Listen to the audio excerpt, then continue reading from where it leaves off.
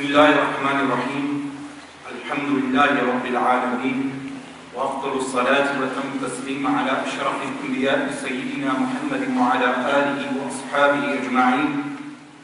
اللهم صل وسلم وبارك على سيدنا محمد طب القلوب ودوائها ونور الأبصار وضيائها وعافية الأبدان وشفائها، وبعد فأعوذ بالله من الشيطان الرجيم. بسم الله الرحمن الرحيم.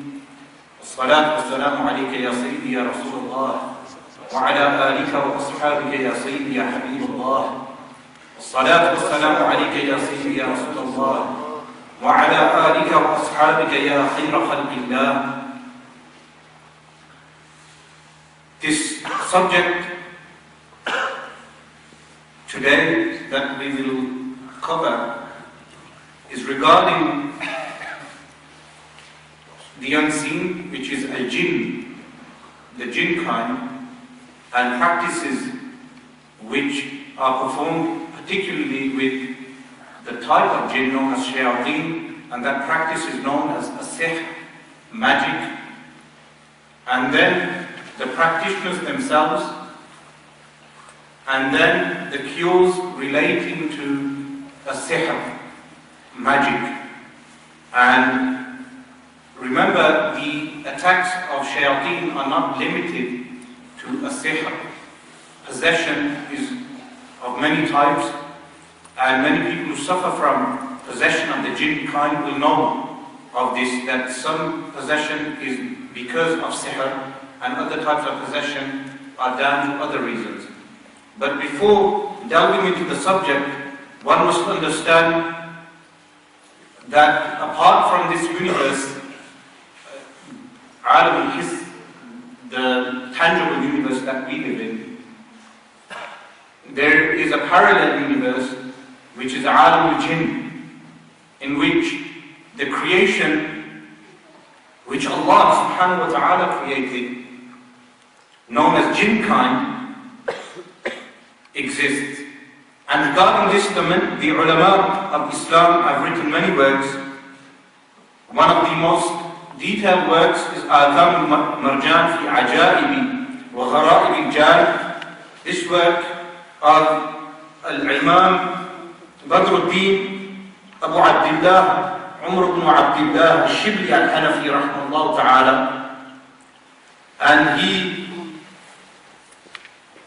came in the 700s, and this book is very detailed. It covers all aspects of the jinn world.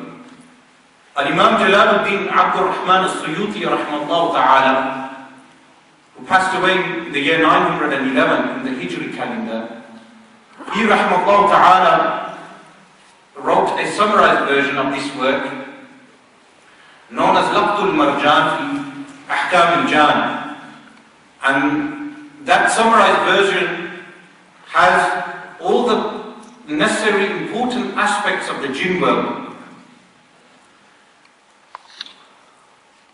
Shaykh al-Islam Ahmad Shihabuddin ibn Hajar al-Haytami al-Makki rahimahullah ta'ala has famous work Al-Fatawa al-Hadithiyah. This is other than his 4-volume Fatawa in the Shafi'i school.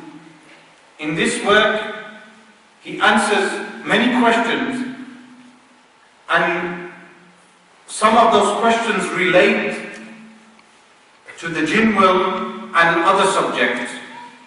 For the most part, I have selected portions from this work because this work is concise, and the fatwas, the verdicts given by Al-Hafidh Ibn Hajar al-Haytami rahimahullah ta'ala are concise, and this would not bore the audience. On page 115, he has a matlab, muhimmun fil kalami ala al-jinni wa ahkamihim, an important speech regarding the jinn and the ahkam. Remember, the jinn kind are invisible beings, creatures that live parallel to us. And he states, جاء عن ابن عباس رضي الله عنهما أن الله تعالى لما خلق أبا الجان سموما من مارج من نار قال له تمنى علي قال أتمنى النار ولا نرى. He has a report from Sayyidina Abdullah bin Abbas radiallahu anhuma that when Allah subhanahu wa ta'ala created the father of jinn kind, like Sayyidina Adam alayhi salam is the father of mankind, jinn kind also have a forefather, and he names the forefather as being Samoon. Others have said that the forefather is Al-Jan. The name of the forefather is Al-Jan. He created him min marijin min nar. And in the books like Ahkam al-Marjan fi Ahkam al-Jan, they mention that the marij is the blue part that is visible in a fire. When you have a fire burning and there is sometimes a blue or a green part which is visible in the fire, this is known as marriage, and from this mankind, the jinn kind were created. Now someone may say that even though they were created from fire, why do we not feel the fire? The reply to this would be that the way mankind, al-insan, is created from teen, from soil, now our creation has evolved in the sense, not in the sense of evolution. Our creation has evolved in the sense when Allah subhanahu wa ta'ala created Sayyidina Adam alayhi salam from mud and clay, later human beings became, and Sayyidina Adam alayhi salam was specifically flesh and blood. The essence which was mud is no longer existent in us physically, but our original creation was from mud. In the same way, the jinn kind, when they were created from this fire which is known as marriage, but yet their creation has changed and their bodies are invisible to us, with the exception of certain times when they become visible.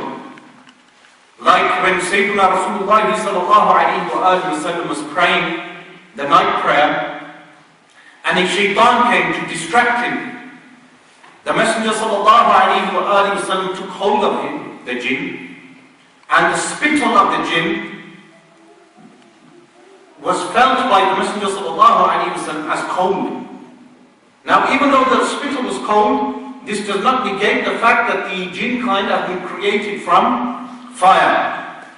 In the same way we feel heat from humankind sometimes, this heat does not negate that we were created from mud. Allah subhanahu wa ta'ala told the forefather of the jinn kind to wish for something. And he said, I wish for the fact that we can see, but we are not visible. وَأَنْ نَغِيبَ فِي الثَّرَى وَيَصِيرُ كَهْلُنَا شَابًا فَأُعْتِيَ ذَلِكَ. He asked for a few more things. One of those things was that we can live under the depths of the earth. And this is why you will find that jinn kind, they live under the depths of the earth. Some of the cases of possession which have been brought to my notice, the person who is possessed will see the jinn kind living in caves and living underground when they are taken to those places in visions. And no jinn dies except that jinn becomes young again. So they live very long, but when the time for them to die comes, they pass away and they have returned to their youth. Kahan.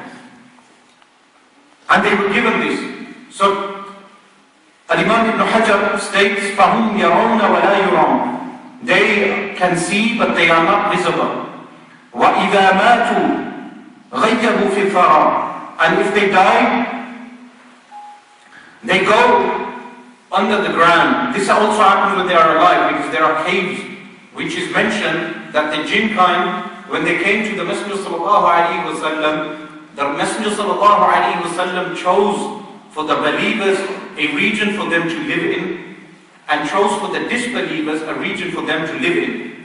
In Ahkam al-Marjan fi Ahkam al-Jan, he mentions a dispute amongst the ulama that how many years prior to the creation of Sayyidina Adam alayhi salam did the jinn kind live? And one of the sayings is 2,000 years prior to Sayyidina Adam alayhi salam. They were created. And there are other sayings also. And the jinn kind also heard the message of Rasulullah sallallahu alayhi wa sallam and heard Al-Quran al-Kareem. Some of them accepted Islam and others rejected Al-Islam. Now, Al-Qadi Abu Ya'la al-Farra states, Al-Jinnu ajsamun mu'allafatun wa ashkhasun mumathalatun, that the jinn kind have bodies. They do have bodies, even though those bodies are not visible to us. وَيَجُوزُ كَوْنُهَا كَثِيفَةً وَرَقِيقَةً. It is possible for those bodies to become solid at times, and it is possible for those bodies to remain invisible. And most of the time they are invisible. This will tell us why the jinn kind, which is mentioned in the hadith of Rasulullah sallallahu alaihi wasallam, that when a man sleeps at night and misses the Fajr prayer, the shaitan will sleep in his nose. Now, how can someone conceive of something sleeping in his nose? The reason is that the shaitan does not have a body like our bodies. It is more closer to something like electricity. The way we have electricity, which is a current, the jinn kind have a body which is latif, which is subtle, and therefore they can sleep in the nose of a person. And this is how they enter the bloodstream of a human being. And when they enter the bloodstream of a human being, there is a gap on the left-hand side of every human being in which the shaitan comes and places his snout. Because shaitan has a snout, as mentioned in the hadith of Rasulullah sallallahu alaihi wasallam. When he places his snout into that region, this is when he causes waswasa, whispering. And the only way of removing those whisperings is through the dhikr of Allah subhanahu wa ta'ala, and we'll go on to that later. Then he states further down that Rasulullah sallallahu alayhi wa sallam said, as narrated by Ibn Abi ad-Dunya and Al-Hakim al-Tirmidhi and Abu Shaykh Ibn Mardaweh, that the Messenger sallallahu alayhi wa sallam said, خلق الله الجن ثلاثة أصناف صنف حيات وعقارب وخشاش الأرض وصنف كالريح في الهواء وصنف عليهم الحساب والعقاب. This hadith has different versions. The majority versions are قال الجن ثلاثة أصناف فصنف لهم أجنحة يطيرون بها في الهواء وصنف حياة وكلاب وصنف يحلون ويضعنون. That the jinn kind are divided into three categories. A kind that has wings and flies. This type of jinn lives in the skies. And this, on the Laylatul Isra wal Mi'raj, when Rasulullah sallallahu alayhi wa sallam went on the night journey, Rasulullah sallallahu alayhi wa sallam saw the skies covered with creatures, and he asked Sayyidina Jibreel alayhi salam, what is this? And Sayyidina Jibreel alayhi salam said, this is the jinn kind that cover the skies from the eyes of mankind, in order that they do not look at the creation of Allah subhanahu wa ta'ala, meaning the stars and the universes and the galaxies. This is a particular type of jinn that lives in the skies. And this explains many of the UFOs, unidentified flying objects which people see. Many of those unidentified flying objects may well be the jinn kind, the type of jinn that live in the skies. And this is one type. Then a second type which is mentioned is a type which is like snakes and dogs. This is the form that they take. This is why when the sahirin, the magician, perform their magic, one of the forms which the jinn will take in order to listen to the command of the magician is the form of dogs, and sometimes the form of snakes. And a third type is mentioned is the time upon which the hisab, meaning the resurrection and the judgment, will take place upon on the day of judgment. But this hadith, even though it mentions 3 types, this is not to say that there are not other types. This is why the general categorization of jinn cannot be limited to a few categories. And if you look at the books of like Hayat al-Haywan and other books, they mention different categories of the jinn kind, and they take different forms. To the extent that some of the books of sihr, magic, even have numerous types of jinn, over 80 types of jinn, just categorized in the grimoires, the books, the manuals of magic. They have different types, and this is why when people see visions of fairies and different types of creatures, all those creatures will be categorized as jinn. Why? Because the word jinn in itself means to be invisible. Jannah, the jinn, is to be invisible. This is why when someone becomes majnoon, why is he called majnoon? Because his intellect has become invisible, has disappeared. And in the same way, the fetus which is in the belly is called janeen. Why is it called janeen? Because the fetus is invisible. You cannot see the fetus. It is covered by the belly of the woman. In the same way, Al-Jannah is called paradise. Why? Because in paradise is invisible. Because these things are invisible, therefore the word is extracted from Jannah. In the same way, jinn are creatures which are invisible, and there are many types which fall under the category of jinn type. Now, we know that every human being has qareen. Qareen is a jinn which, whenever any human being gives birth to a child, one child, the shayateen, they will give birth to 10 children. This is why 9/10 of the creatures are jinn kind. So there are more jinn than humankind. And this is something to take into consideration, because Ya'juj and Ma'juj are also humankind. And Ya'juj and Ma'juj multiply 10 times as faster than the rest of mankind.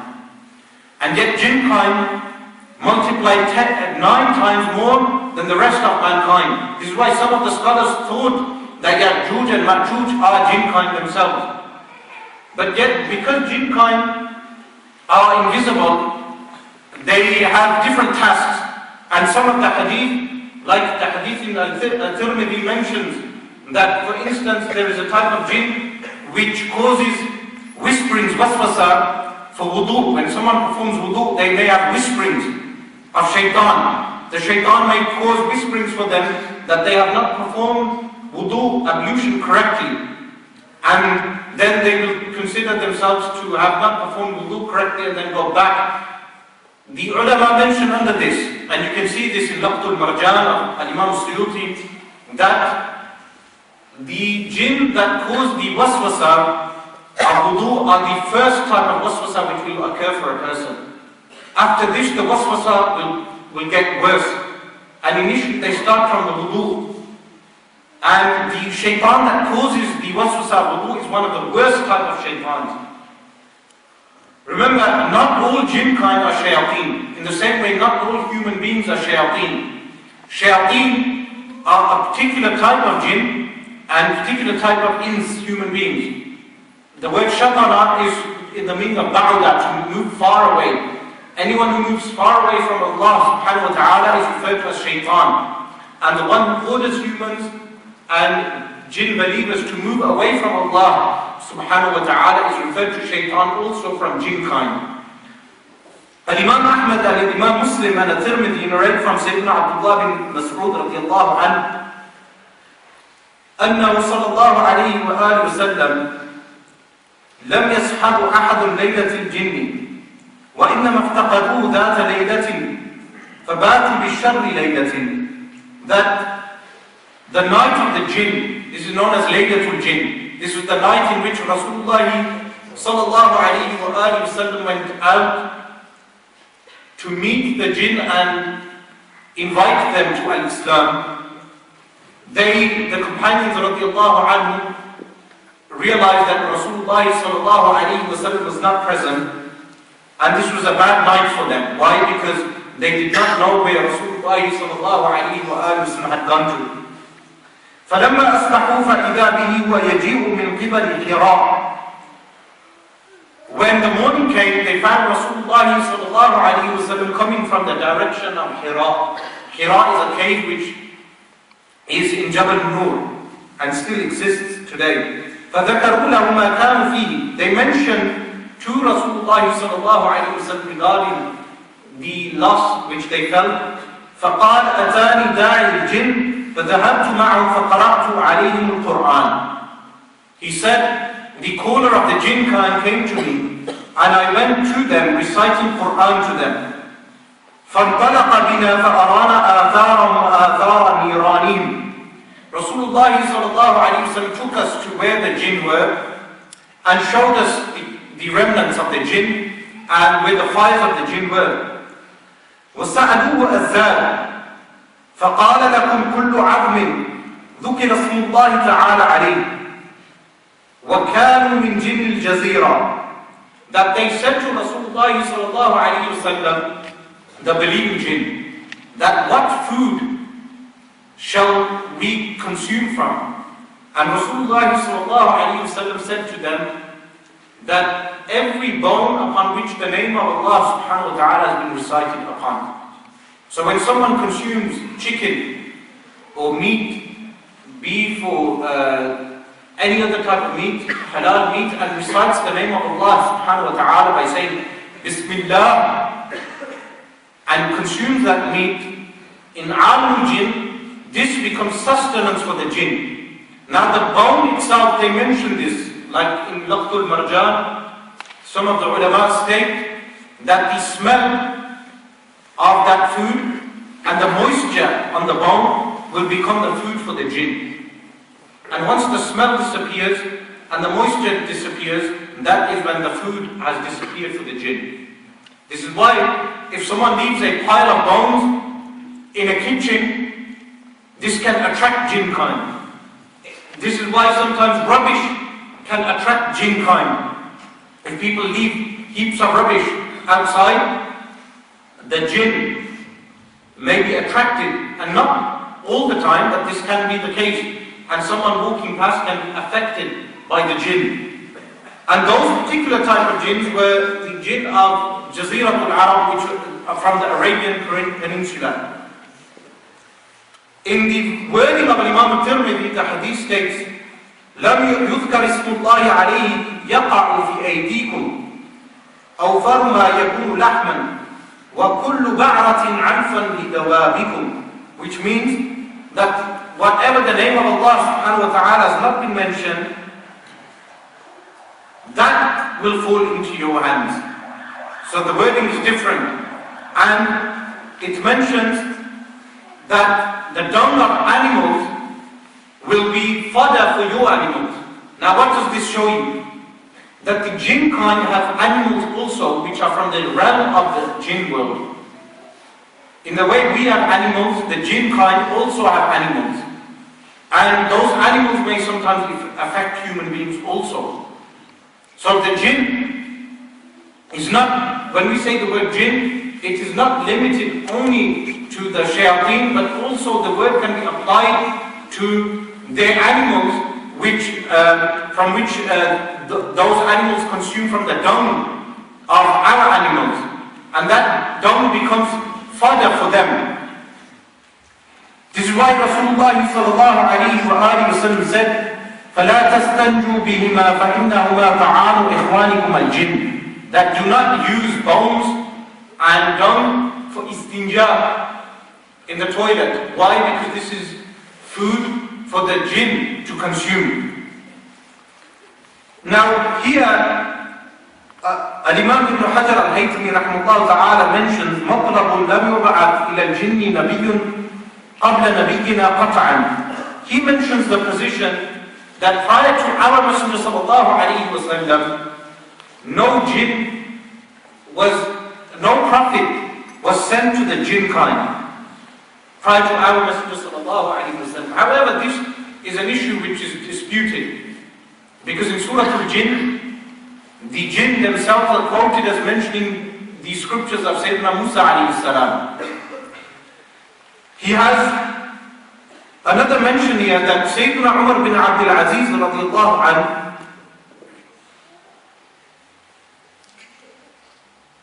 once buried a man from jinn kind. He states, أخرج البيهقي أن عمر بن عبد العزيز رأى حية ميتة وهو قاصد مكة حفر لها وكفنها في خرقة ودفنها. That Umar bin Abdul Aziz radiallahu anhu saw a snake that was dead and he was intending to go Makkah al-Mukarramah. He dug a hole, shrouded the snake and buried it.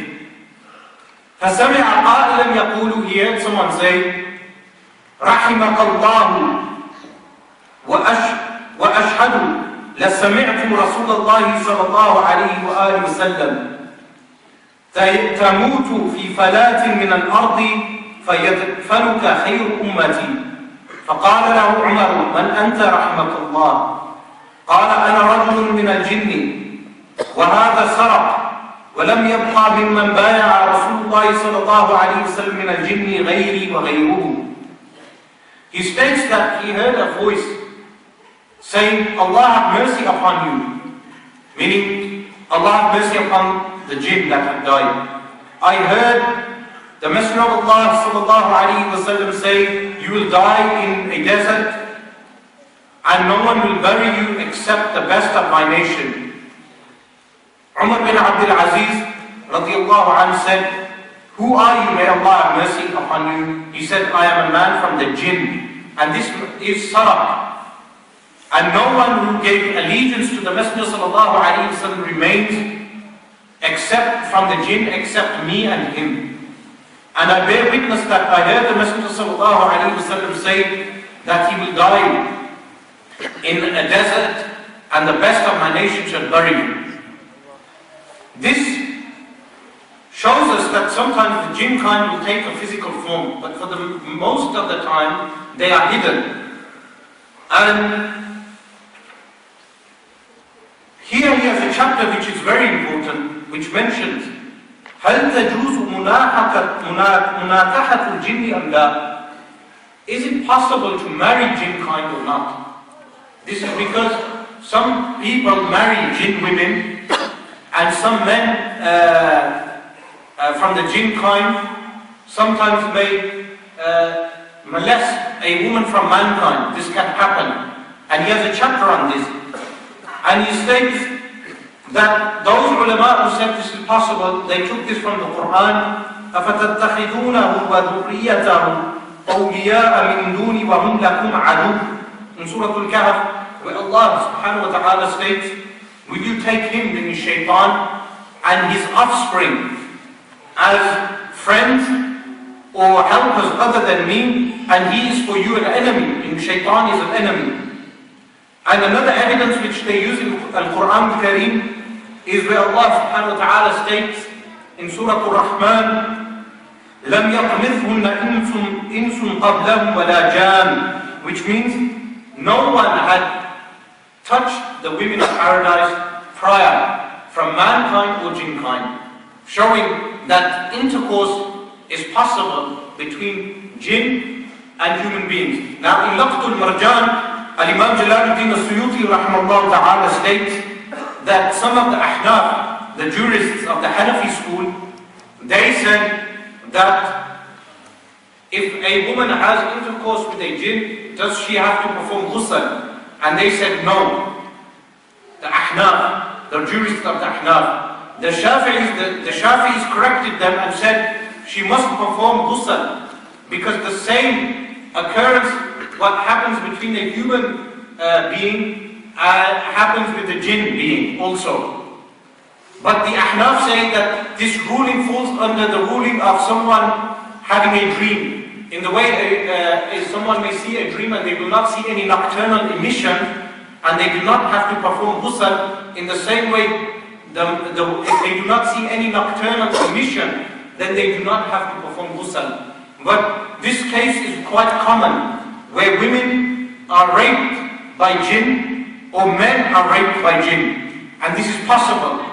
And we will go into this later as to why this takes place. He mentions here also that the most correct opinion is that amongst the jinn kind there is no prophet and no messenger from amongst them. This is the majority opinion, even though there's no ijma' on this. This is the majority opinion. He states, Dahaq, one of the commentators of the Quran, held a divergent opinion. Another point which is very interesting, which he mentions, he states that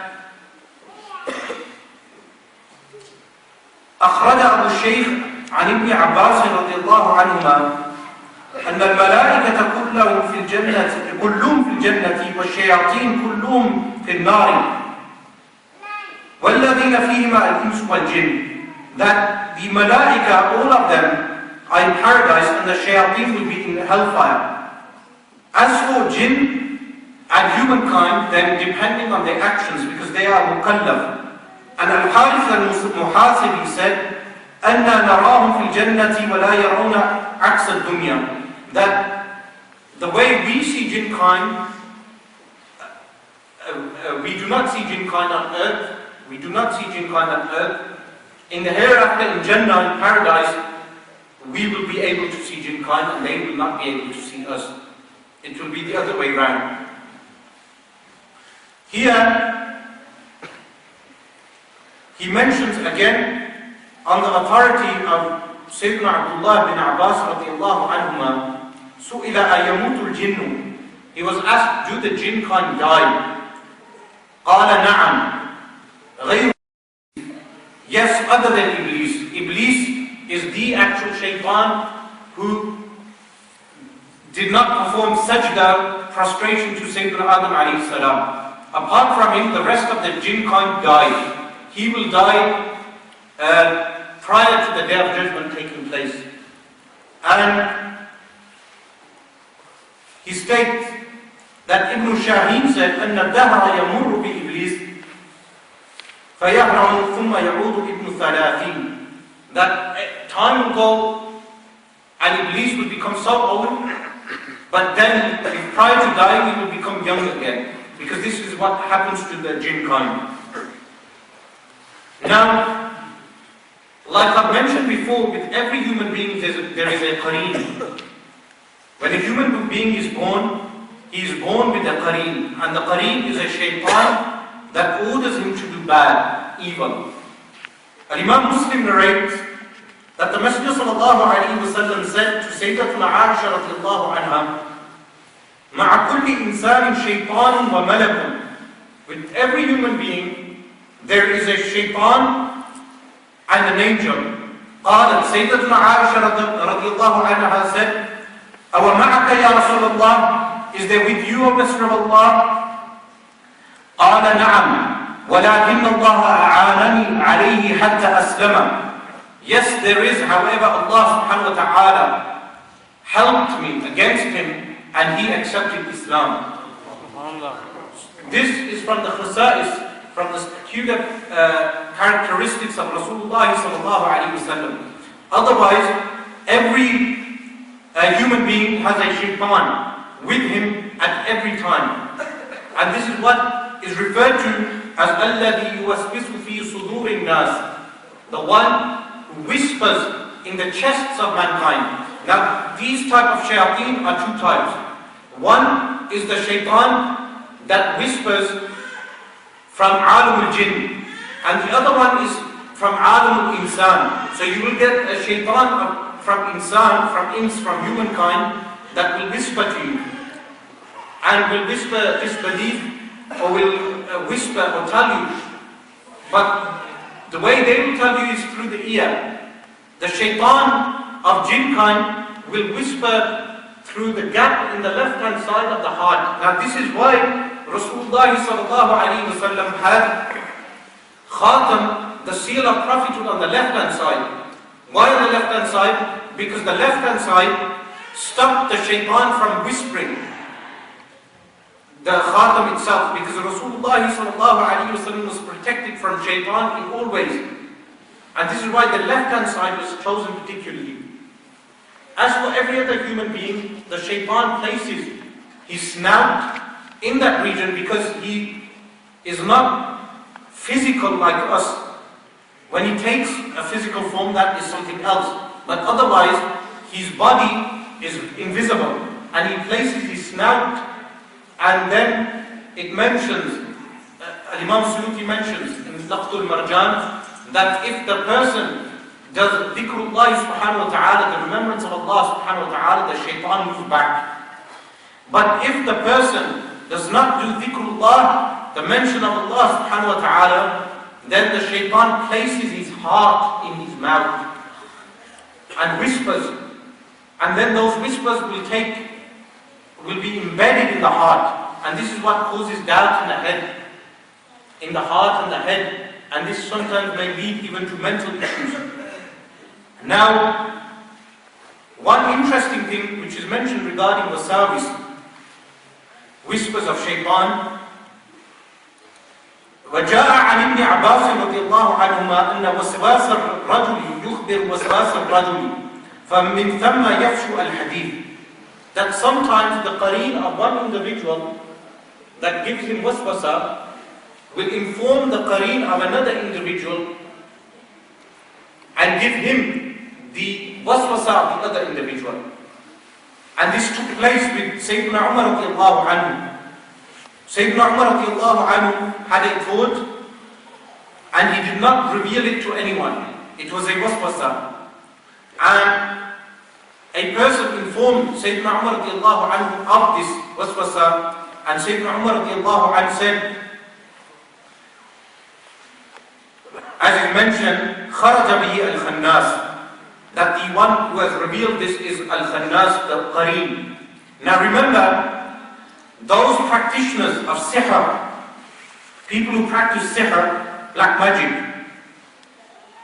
they know how to control shayateen and qareen. The qareen are themselves. And this, some of them call this the muwakkal, and what they call muwakkalat. Some of them may state that the muwakkal that they control is an angel. But the sahirin, the sahara, people who perform magic, they control their own qareen because they perform certain practices by which they take control of their qareen. And then their qareen is ordered and tasked by them to carry out certain objectives for them. And one of those objectives is taking the wasawis of one individual and then informing them of those wasawis. Now some people may mix this up with kashf unveilings, which spiritual unveilings which people have. With regard to kashf, Al-Imam Abdul Wahhab al-Sha'rani rahimahullah ta'ala states that the kashf unveiling an individual may have, which will tell him the sins of another individual, is referred to as kashf shaitani, a satanic kashf. And if a pious person gets this, then it is a test for him from Allah subhanahu wa ta'ala. In the same way, when a person who has control of his qareen, the hadith states, wukila ilayhi, that tawqeed from Allah subhanahu wa ta'ala is done. The word wukila is used, from which the word muwakkal is taken. And a shaitan is given to him, which whispers to him, wasawis. But when they perform sihr, black magic, they take control of this qareen. And this qareen, then they will perform favors for the qareen, and the qareen will perform favors for them. And this is one of the methods which Al-Imam Ibn Hajar al-Haytami mentions, by which people, fortune tellers and others, can get information from others, and they may call this kashf, but in reality it is not kashf. Now, with regard to jinn, the jinn kind even have courts amongst themselves. They have courts. And Al-Hafiz ibn Hajar al-Haythami rahimahullah ta'ala mentions that Ibn Asakir mentions in his history أن رجلا دخل بعد الخراب ليبول فيه. A man entered an old building in order to urinate in that building. فإذا حية فقتلها. He saw a snake and he killed the snake. فما هو إلا أن نزل به تحت الأرض. As soon as he killed the snake, he was taken into the depths of the earth. فاحتوش به جماعة فقالوا هذا قتل فلانا. He found a group of people saying, they weren't people but they were jinn, saying that he killed such and such. فقالوا نقتله, and they said we will kill him. فقال بعضهم امضوا به إلى الشيخ, take him to the Shaykh. فمضوا به إليه فإذا هو شيخ حسن الوجه كبير اللحية أبيضها. They took him to the Shaykh. The Shaykh was old, beautiful face and white beard. فقال ما قصتكم. The Shaykh said to them, what is your story? فأخبروه, they informed him. فقال في أي سورة ظهر. He said, which form did the jinn that he had killed taken? فقال في حية. They said he took the form of a snake. فقال سمعت رسول الله صلى الله عليه وسلم يقول لنا ليلة الجن ومن تصور منكم في سورة غير سورته فقتل فلا شيء على قاتله خلوه فخلوني. That he said that the old man asked them, what form did this jinn take? And they said he took the form of a snake. And then he said, on the night of the jinn, I heard the Messenger of Allah sallallahu alaihi wasallam say, whichever one of you being from jinn kind takes the form other than his own real form and is killed, then there is nothing upon his killer. And he said, Khallu, let him go, فَخَلَّوْنِي, and they let me go. So this man, he had killed a jinn and he was taken to Alamul Jinn. And this is also mentioned that it is possible for a human being to be transported from this world into the world of the jinn. This is mentioned by Rasulullah sallallahu alaihi wasallam in the Shama'il of Imam al-Tirmidhi, when Rasulullah sallallahu alaihi wasallam tells us the history of a man known as Khurafa. The word Khurafa means fabrications and tales. And Rasulullah sallallahu alaihi wasallam said, do you know what Khurafa is? He said Khurafa was a man who was taken by the jinn.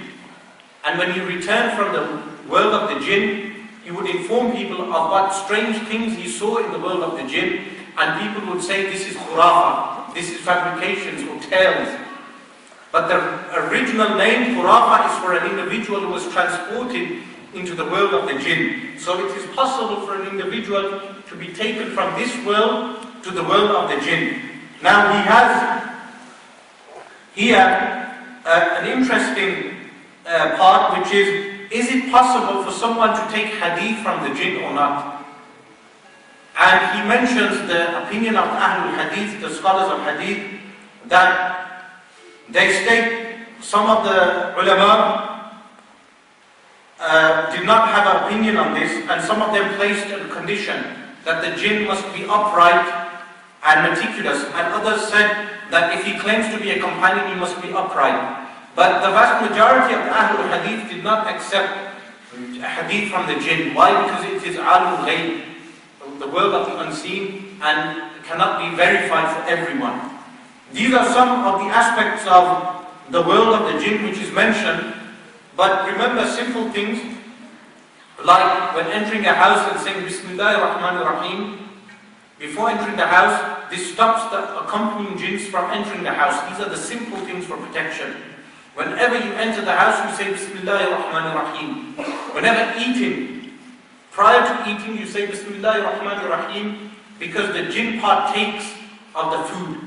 He eats with the left hand, his left hand, and he partakes of the food, and there is less barakah, blessings in the food. These are simple things which we are taught. These simple things are the things which protect people.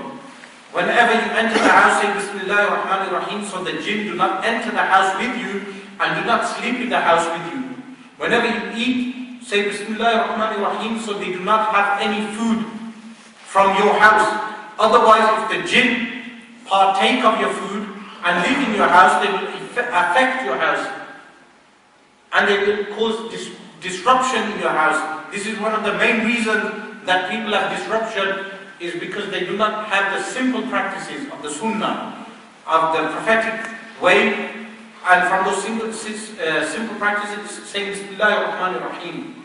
Prior to performing everything, saying Bismillah ar-Rahman ar-Rahim. Now, with regard to sihr, magic itself, because understanding jinn is one thing, but understanding sihr, magic, is another.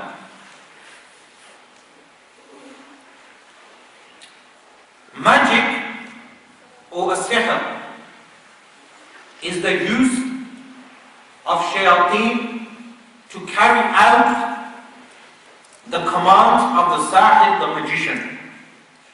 So from alim al-jinn, the world of jinn, we have a particular type of jinn which are shayateen, who do not believe in Allah subhanahu wa ta'ala and commit disbelief and cause havoc. Amongst them we have tribes. Those are the tribes which are employed to perform magic, sihr.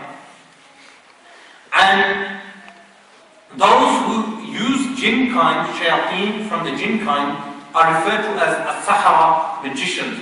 Remember, dividing magic into white magic and black magic is a misnomer. All magic is evil and haram and kufr, disbelief in Allah subhanahu wa ta'ala. In order to understand magic, we have some of what the ulama mentioned, like Imam Fakhruddin al-Razi rahimahullah ta'ala, who mentions the types of magic in his tafsir of the Quran, Mafatih al-Ghayb. He states, أنواع السحر ثمانية. Types of magic are 8 types. Types of magic are 8 types. He states, سحر الكلدانيين والكشدانين الذين كانوا يعبدون الكواكب السبعة المتحيرة وهي السيارة، وكانوا يعتقدون أنها مدبرة العالم وأنها تأتي بالخير والشر، وهم الذين بعث الله إليهم إبراهيم الخليل عليه الصلاة والسلام. What magic is the magic of the previous people, Al-Kaldaniyin, and another type of people, Al-Kashdaniyin. These are people who lived in Persia, and because they lived in Persia, we have the verse of Al-Quran al-Kareem which tells us, وَاتَّبَعُوا مَا تَتْلُو الشَّيَاطِينُ عَلَى مُلْكِ سُلَيْمَانَ, that the magicians from the Jews and the Christians follow that which the shayateen recited in the kingdom of Sayyidina Sulaiman alayhi salam. This is why, if you had ever looked at a book of magic, which is haram, to read books of magic is haram, but they have books known as grimoires. Grimoires are books which were compiled in the medieval times in Latin, and now they have been translated into English. You will find that they attribute magic, as-sihr, to Sayyidina Sulaiman alayhi salam. But Al-Quran al-Kareem states, وَمَا كَفَرَ سُلَيْمَانُ وَلَكِنَّ الشَّيَاطِينَ كَفَرُوا, that Sayyidina Sulaiman alayhi salam did not commit disbelief, but the shayateen committed disbelief. يُعَلِّمُونَ النَّاسَ السِّحْرَ, they would teach people magic. وَمَا أُنزِلَ عَلَى الْمَلَكَيْنِ بِبَابِلَ هَارُوتَ وَمَارُوتَ, and that which was revealed to the 2 angels in the area known as Babil. Babil is in modern day Iraq, and it is not too far from Kufa. These two angels were sent by Allah subhanahu wa ta'ala to teach people the difference between al-mu'jiza, prophetic miracles, and magic itself. And when they would teach people, they would say, وَمَا يُعَلِّمَانِ مِنْ أَحَدٍ حَتَّى يَقُولَا إِنَّمَا نَحْنُ فِتْنَةٌ فَلَا تَكْفُرْ. They would teach people, but when they would teach people, they would say, we are a test, a trial, so do not disbelieve. But the reason why they would teach those people is so they could differentiate between miracles and magic. Because magic was so popular in the area known as Babil that people were not able to distinguish between magic and miracles. So this first type of magic is the magic of those people of Persia, and they would worship the 7 planets. Remember, at that time they would consider the sun a planet, they would consider the moon a planet, planet Earth, and then Mars, Venus, Saturn and Jupiter. These were the planets that they would worship. And when they would worship these planets, they would believe the planets have a soul. And the soul of those planets is what is controlled and is what does the favors for them. So this was one type of magic. In reality, the souls of those planets were jinn kind, were invisible spirits. He mentioned سحر أصحاب الأوهام والنفوس القوية. This second type is very important. This type is more psychological. The magic of psychology. He categorized this as a type of magic. He states أن الوهم له تأثير لأن الإنسان يمكنه أن يمشي على الجذع الموضوع على وجه الأرض ولا يمكن المشي عليه إذا كان ممدودا على نهر أو نحوه. The mind plays tricks on people to such an extent that if they took a plank of wood and placed that plank of wood over the ground, not too high, but over the ground, they will be able to walk over the plank from one end to another. But if they took the same plank and placed it over a river or something dangerous, the same individual will not be able to walk that plank. Mastering this is psychological magic. When a person is able to do this, outwardly this may seem like magic. But there is something to be said regarding the categorization of Imam Razi. Some of these types are not the haram type of magic, like this. This is not haram for someone to place a plank of wood over water and walk across it. And if he is able to do that over the ground also. But remember, the psychology of magic also plays a role in how people conceive magic today. And he mentions other examples. He states, أجمعت الأطباء على نهي المرعوف عن النظر إلى الأشياء الحمر. Another example is that the scholars of medicine prohibit a person with a continuous nosebleed at looking at bread, because the mind will play tricks upon him. Because he is continuously bleeding through the nose, they say do not keep looking at bread. And then he mentions وَالْمَسْرُوعُ إِلَى الْأَشْيَاءِ الْقَوِيَّةِ اللُّمْعَانِ أو الدَّوْرَانِ. In the same way, someone who has epileptic fits, he is prohibited from looking at something bright or at looking at things which make him dizzy. Now, someone may use psychological magic on an individual and bewitch them, but this categorization would fall under misuse of psychology, and it would not fall under the category of using jinn kind. And this is why people need to differentiate between what is psychological and what is actual magic using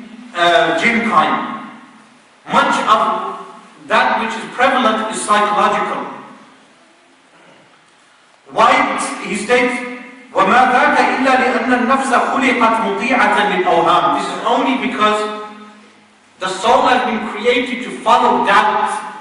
This is the second category. Then he mentions a third category. Al-isti'anatu bil-arwah al-ardiyah.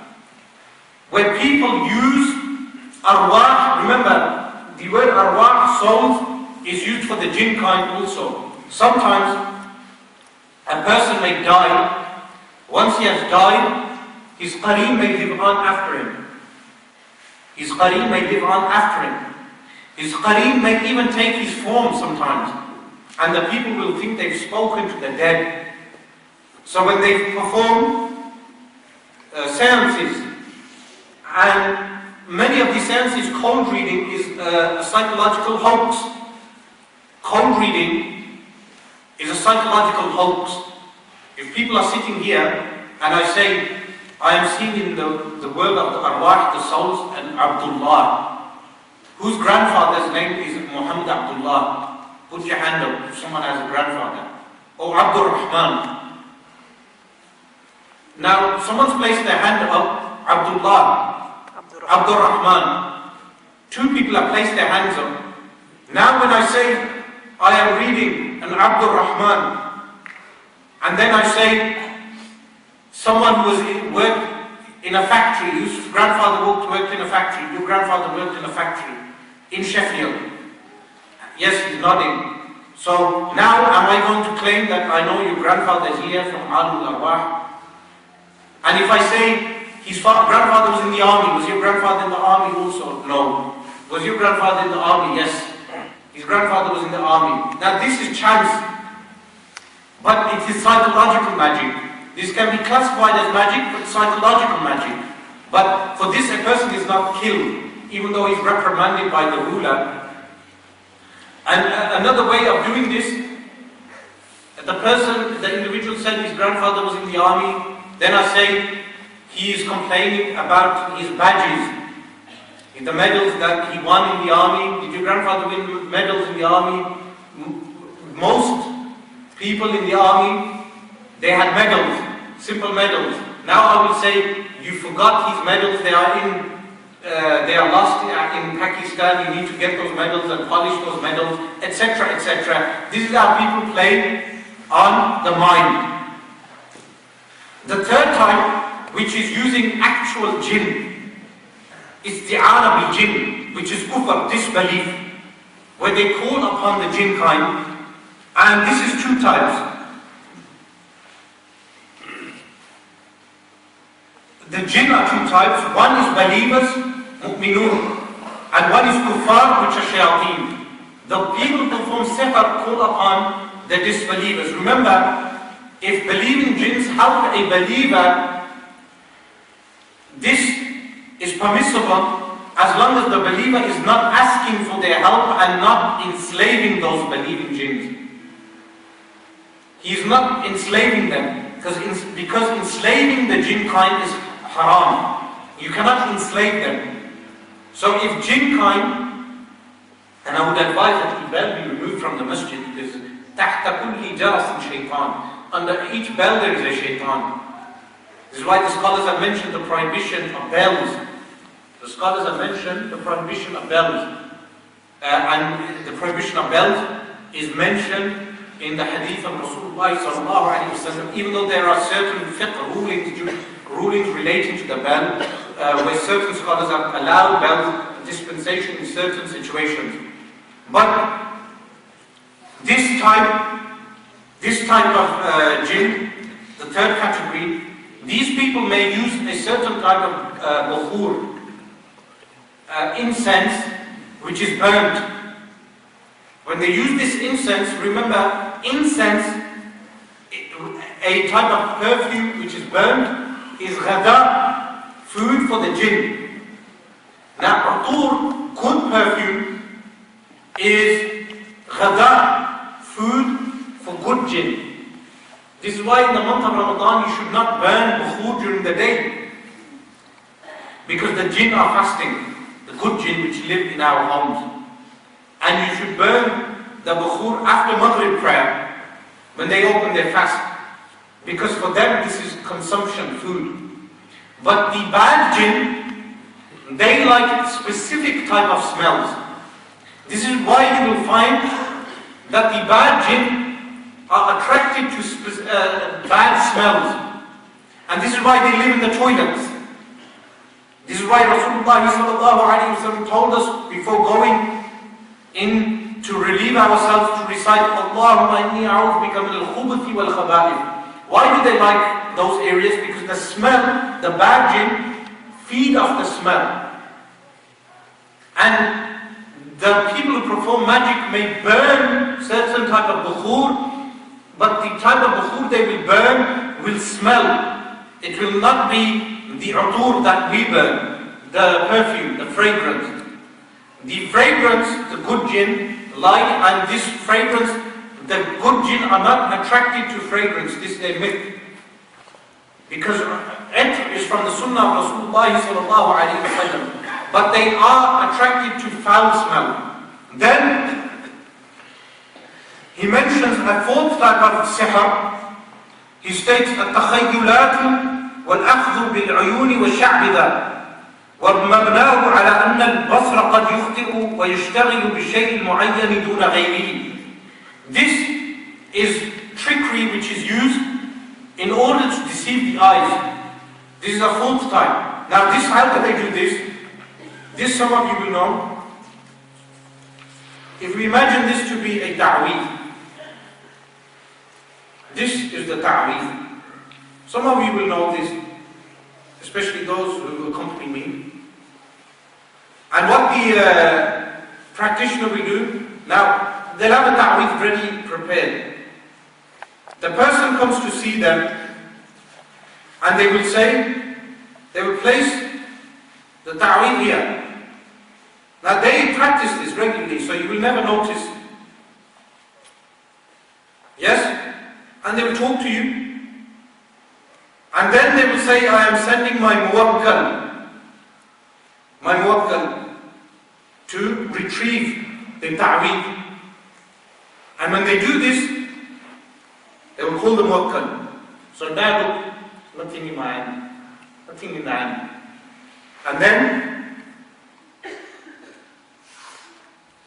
they will read an incantation, and then they will have the ta'weez. Now they will practice this very well. And when they have the ta'weez, they will say, the muwakkal has retrieved this from the grave of such and such relative of yours, and this relative done the magic on your family, and everyone has an auntie who they dislike, or an uncle they dislike, or a family rivalry, and then you will find scribblings on the, most of the time, uneligible, and then they will say that this is the magic which was done on your family. This is sha'wada, this falls under this category. And another thing that falls under this category is that they will use certain chemicals, place them on your clothing, you will not notice, small powder, and then they will throw water on your clothing, and the chemical reaction will cause a fire and the clothing will burn. So you will think the person has placed water over my clothing and it is burning. Then you become bisa, and you bear. This is what happens. So, Imam Fakhruddin al-Razi rahimahullah ta'ala states, he mentions, ألا ترى ذا الشعبذة الحاضر يظهر عمل شيء يظهر أذهان الناظرين. Do you not see that the practitioner sometimes may make the onlookers?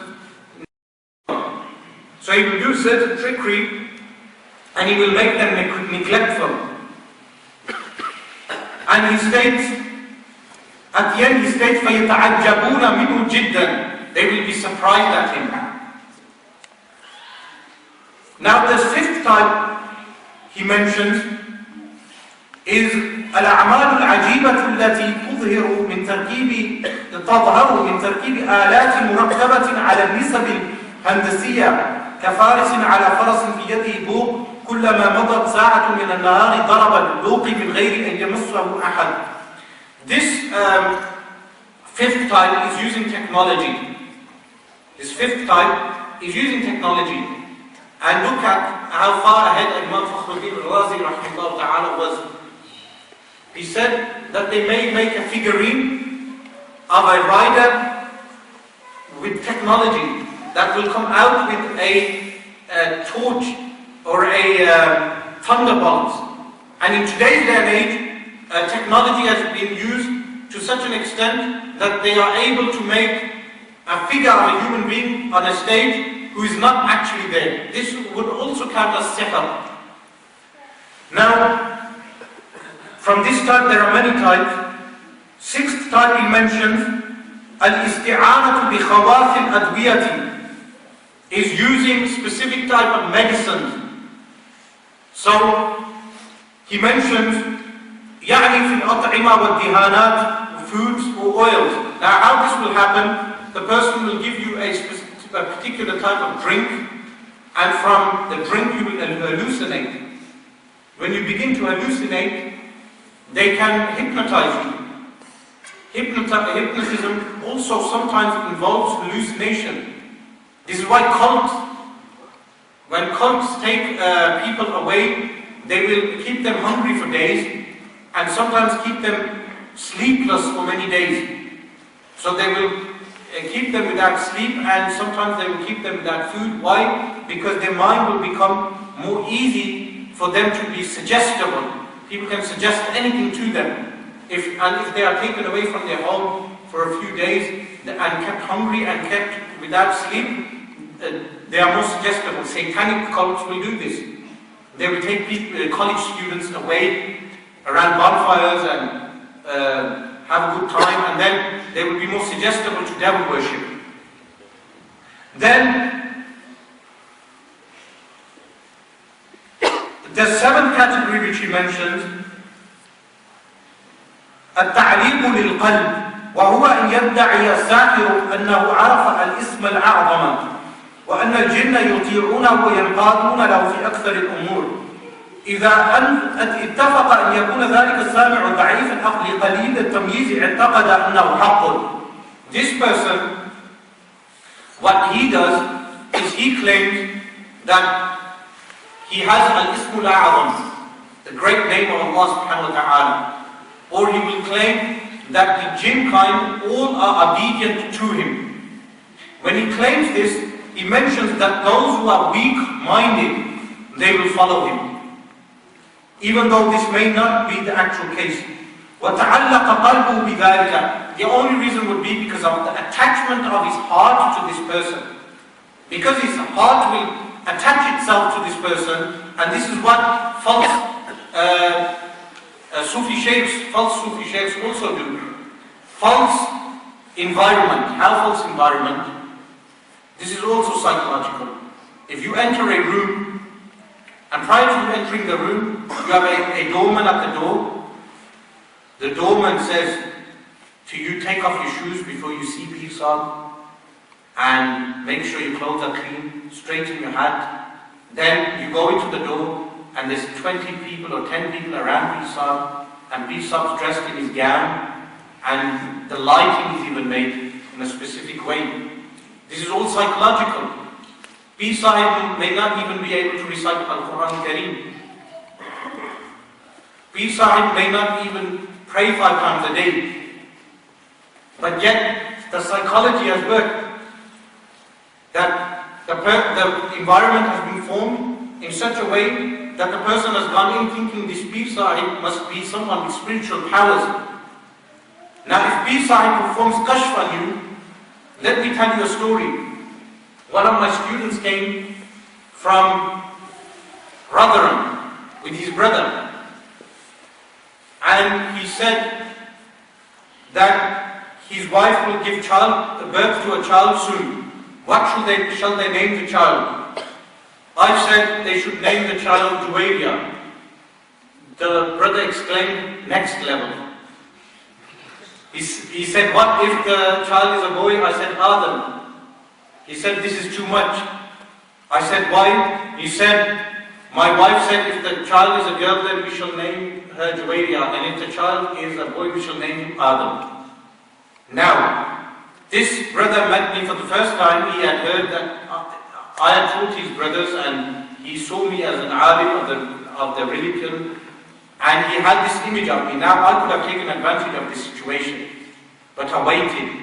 I waited for him to meet my other student, and I said to my student, how do you explain this event?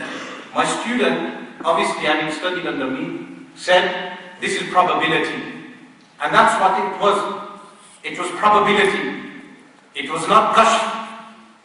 Now, so if Pir Sahib meets you for the first time and he says, how is your business? Many Pakistanis are failing businesses. Everyone has an odd takeaway which is not running. So if he says your business is not doing so well and you feel that he has performed kashf, this is most of the time very psychological. And in the same way, if he says, how's your married life? Many people who have cousin marriages will not have fantastic marriages because of the disputes in the families. This is very common. Or anything, depending. Remember, it's a myth. There's two myths revolving around bees. Number one, false bees. Number one, that all false bees are Pakistanis. This is a myth. It's a myth. The African brothers here will show you people in Africa who do this. The Arab brothers here will show you people in the Arab world who do this. And this is why Wahhabism is spreading. This is one of the main reasons why Wahhabism is spreading. Because of these false peers. They have done a great favor for Wahhabi movement.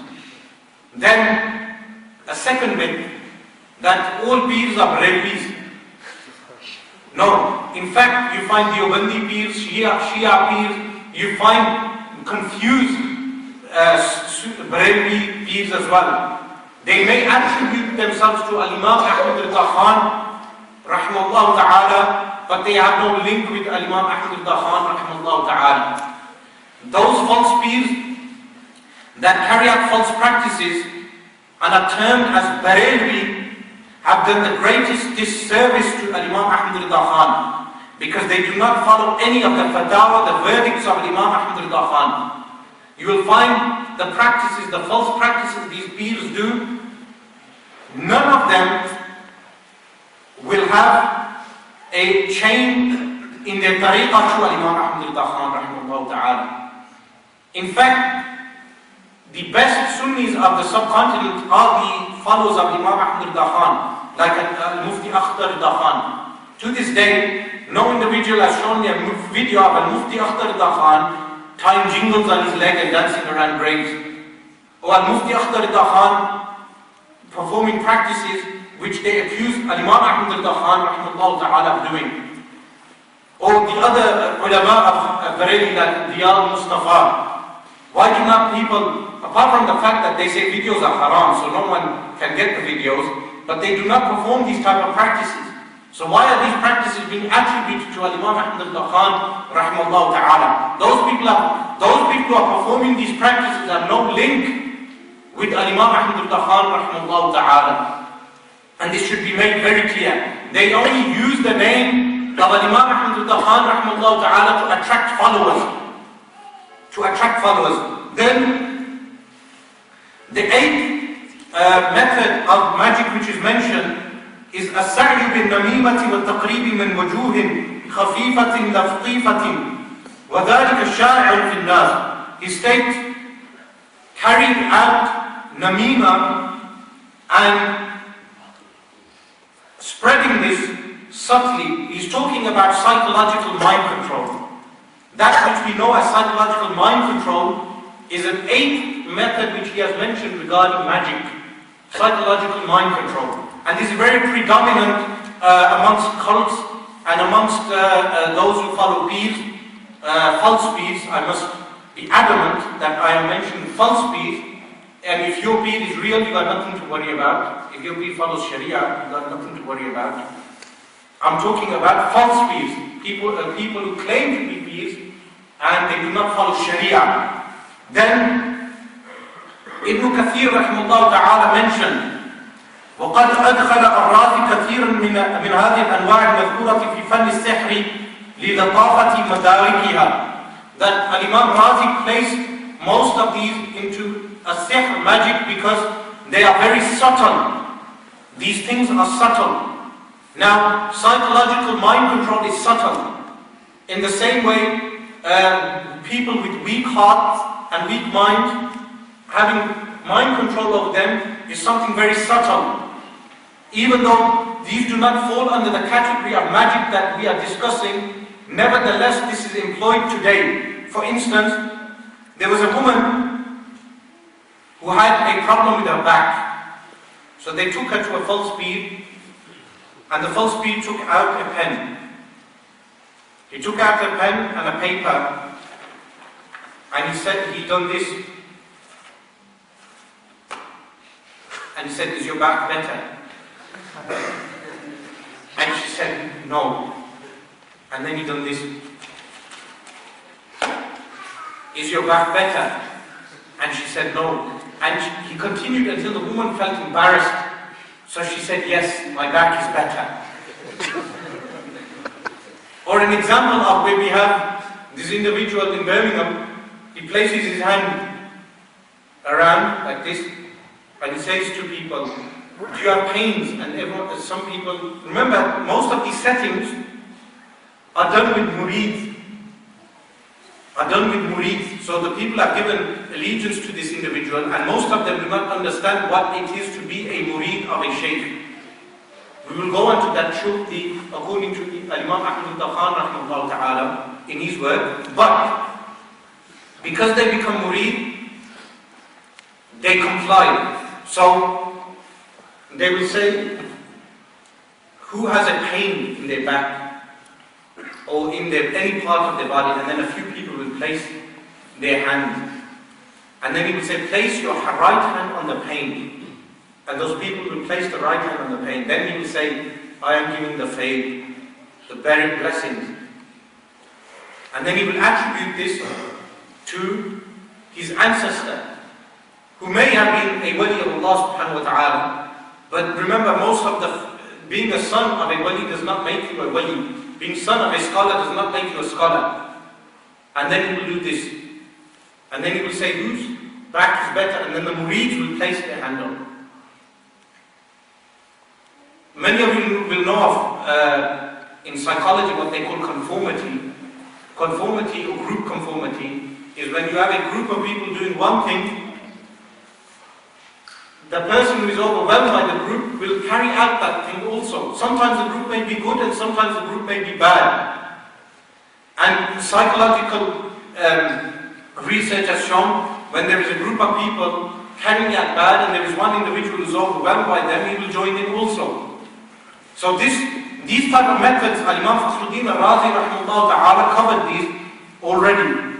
And remember, the books of magic, for instance, there are researchers to sihr, magic, like Abdul Fattah al-Tuhi. He has many works written in Arabic on magic, the methods of magic, and there are many grimoires which were written in the medieval ages where people wrote manuals. There is no need for anyone to read these works. The ulama have mentioned that it is prohibited for an individual to read these works. Unfortunately, people who are interested in this subject will read many works on this subject, but they will not have time to read the works of the ulama on this subject. Or Al-Quran al-Kareem. People find it difficult to recite one juz of the Quran daily, but if you give them a book on magic, they will read it cover to cover. If you give them a book of Aleister Crowley or the Bible, Satan's Bible and these other books, they will read it cover to cover. But you give them a copy of the Quran, a copy of the books of Hadith, they find it very difficult to read. Even though the works of Hadith have covered, the Quran and the Hadith have covered this subject completely. Now, the methods employed by the magicians with regard to bringing an actual jinn, the methods used are many methods. One method is tariqatul iqsam, where the sahir will perform incantations, and those incantations may sometimes be from the language of the jinn. So sometimes those incantations are not eligible or not understandable. And because the person cannot understand them, they do not know what they are reading. So they may say Ya, and they'll say an odd name. And they do not know what those names are. Now sometimes those people, they will place verses of the Quran or hadith of Rasulullah sallallahu alayhi wa sallam, al-ad'iyah al-ma'thura, prayers from Rasulullah sallallahu alayhi wa sallam. And in between the prayers, they will place odd formulas.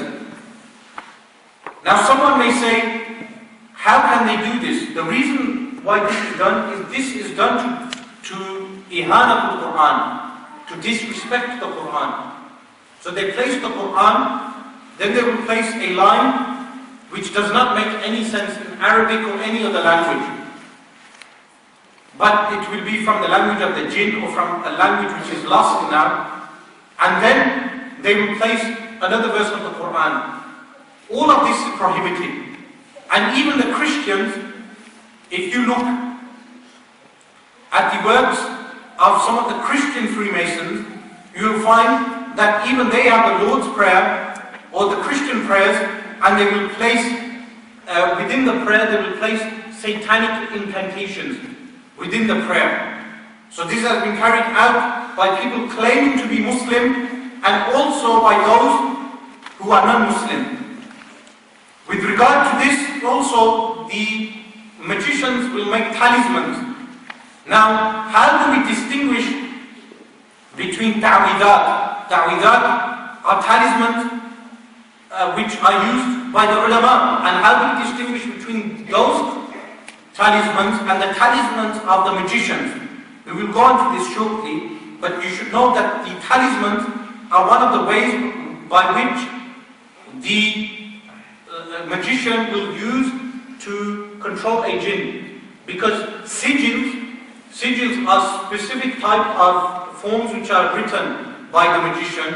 They will make a figure, and when they will make that figure, the jinn will be attracted to that figure, the diagram.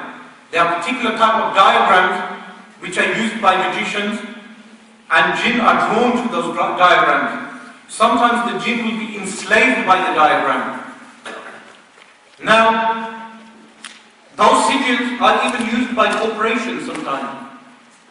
The corporations will use a sigil, and when they use a sigil, a diagram, they will cover the sigil by making it look like something else. But the diagram itself is still embedded in the logo.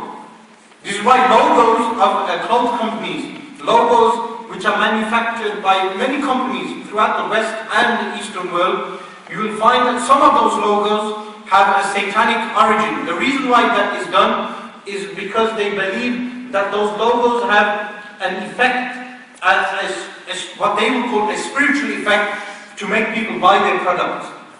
This is known as sigil magic. Then other methods which are used are methods of slaughtering. They will make blood sacrifices for the jinn. Now sometimes after the blood sacrifice, this may vary. Sometimes the sacrifice may be a chicken. Sometimes if the ego of the shaitan is bigger, the animal will get bigger. So a cow or a goat. And in extreme cases, slaughtering children or slaughtering humans, adults. Now, particular type of sahirin, magicians, they have methods of determining those kids which are suitable for slaughter. What they do is they look at the hand lines of the palm of the child, and if the lines are straight, diagonally, this indicates something regarding the blood of that child. In fact, the blood of that child may be used in alchemy. Now, if anyone wants references for this stuff, they can ask me at the end. I can reference all of this. But this is something which is mentioned in the books, that they look for straight lines. Why? Because the blood of the child is considered to carry properties for alchemy, which they will use. And alchemy is not only to turn metal into gold. Alchemy is different types. The sihr of alchemy is various types. So, Also, why they slaughter children is for the energy which the children have. Now, we heard recently of the pedophiles, not only the taxi driver pedophiles you had here up north. I don't think they were involved in Blackmagic, but they were involved in some satanic practice nevertheless. And we also heard of the pedophiles in the institutions of this government. People all the way from 10 Downing Street. And we heard of the case of some BBC star who was also, has been related now, and it's not conspiracy theory, that he was involved in satanic practices also. These are rituals which these people carry out in order to please Shaitan. We do not need to go into more gory detail because people will get scared and some people may even have nightmares regarding these issues. But the point, the key to understand is that these people are pleasing Shaitan. Whatever pleases Shaitan. What is the key to understanding what pleases Shaitan? Whatever goes against Al-Quran, whatever goes against the Sunnah of the Messenger sallallahu alayhi wa sallam, can be conceivable for those who worship Shaitan. Then, another method which is employed is something which is very common amongst peers and some Maulvis also. It's a very common practice and we must be very careful of it. This practice is known as Hazri. In the subcontinent community, it is a practice which is known as Hazri. The Birmingham Maulvis, some of them are very prominent in this practice, and this is something we should warn people of. And anyone who is doing this practice, you cannot pray behind it, because he is involving himself with jinn. What they do is they ask for a child to be brought, and you must be very careful of this. They blindfold the child. When they blindfold the child, they recite something. And then the child sees a vision. When the child sees a vision, he is told that Baba Fulan, and sometimes the actual names of major awliya, like Shaykh Abdul Qadir al-Jilani radiallahu anhu, or Asif Barkhia radiallahu anhu, or in extreme cases Sayyidina Ali radiallahu anhu. And in some cases even Anbiya alayhi salatu wassalam, they are told that that child is witnessing those awliya. And then the child is asked to ask that wali regarding lost property or things which have been lost or have been stolen, or regarding divorces, or regarding anything relating to those issues. Then the child gives the answer. This practice is known as Hazri, and this practice is impermissible. Another permissible practice is where they recite certain things and the clock may grow large or small. But now I have to mention something. There are some scholars who use only the Quran to do this. This practice of the clock growing large or small. There are some scholars who only use Al-Quran al-Kareem. That method is valid. Wherever there is only Al-Quran al-Kareem being employed, that method is totally valid. But the practice of Hazri, of placing the blindfold on the child, is impermissible. Firstly, this individual is claiming to call the souls of the awliya, and in some cases to call the souls of the Sahaba al-Kiram, the companions of Rasulullah sallallahu alayhi wa sallam. Who is this individual to call Sayyidina Ali radiallahu anhu and ask him? In extreme cases they ask, who stole £500 from my safe? Can you imagine this? Someone claiming to call Sayyidina Ali radiallahu anhu, or to call a Nabi of Allah subhanahu wa ta'ala and ask him regarding these things. Firstly, who is this Pir to call the souls of these major awliya and major companions and the Anbiya alayhi salatu wassalam? Who does he think he is? Secondly, when they recite, they never tell you what they are reciting. If they are only reciting Quran, or prayers which are valid, then they will recite this out aloud. They have nothing to hide. And thirdly, why are they only calling children to perform this practice upon? In some cases, the children will have an after effect. Their heads may hurt because the person, the peer, has carried out this practice. Their heads will start hurting and they will have headaches. And in some cases, the child is attacked by jinn, because in fact they are using jinn, what they call muwakkalat. These muwakkalat are jinn and nothing else. And if they are claiming that they are using angels, takhsir al-malaika, that they're using angels, then we would want to know what they are reciting in order to call those angels.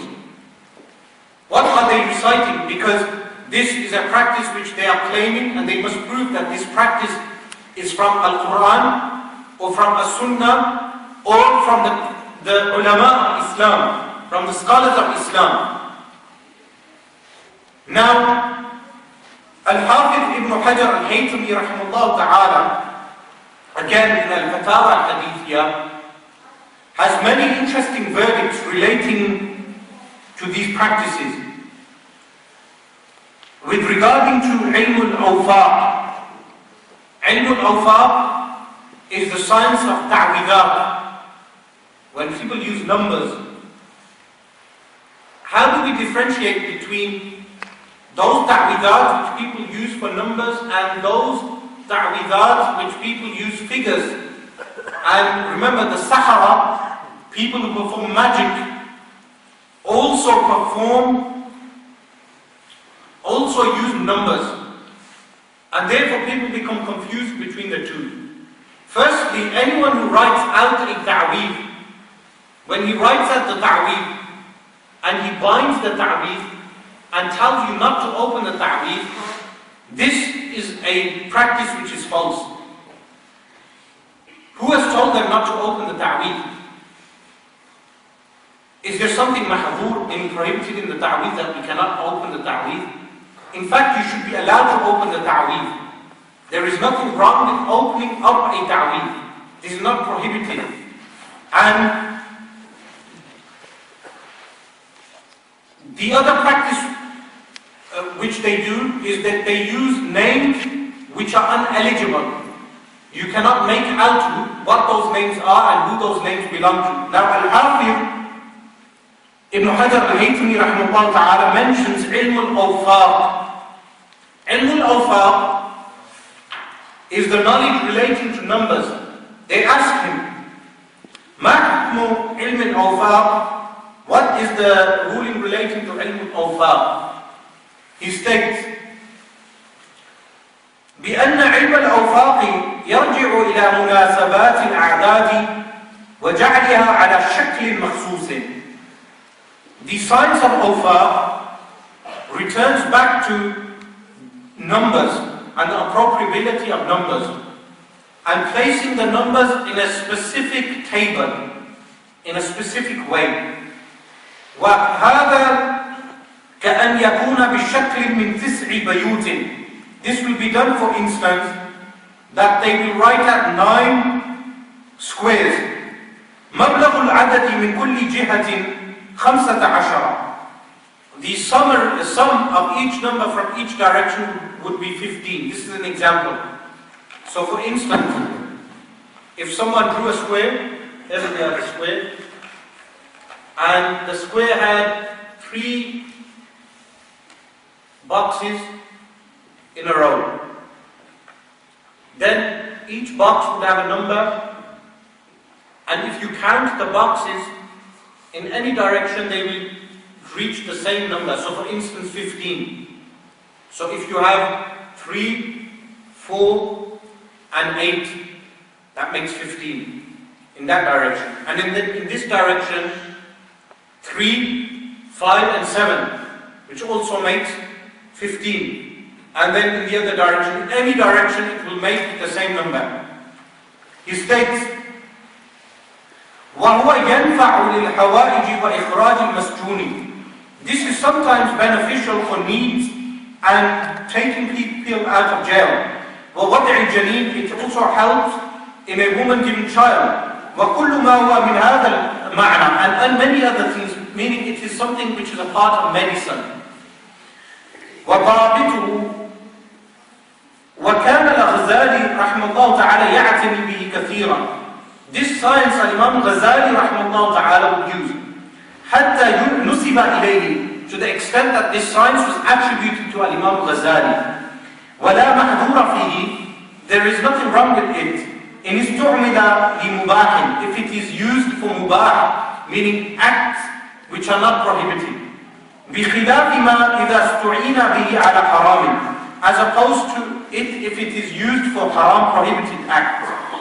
وعليه يحمل جعل القرافي الأوفاق من السحر. This is the interpretation of Al-Qarafi, where he said that awfaq is magic. So there was a group of ulama who said the usage of numbers in such a way is magic. And there was a group of ulama who would use this, like Imam Ghazali, rahimahullah ta'ala. Imam Ibn Hajar al-Haytami states that the group of ulama that used it like anything else in medicine. For instance, Allah subhanahu wa ta'ala has placed in a tablet, a paracetamol tablet, the power to remove a headache. If someone uses this with the belief that Allah subhanahu wa ta'ala has placed that in the tablet, then it is fine.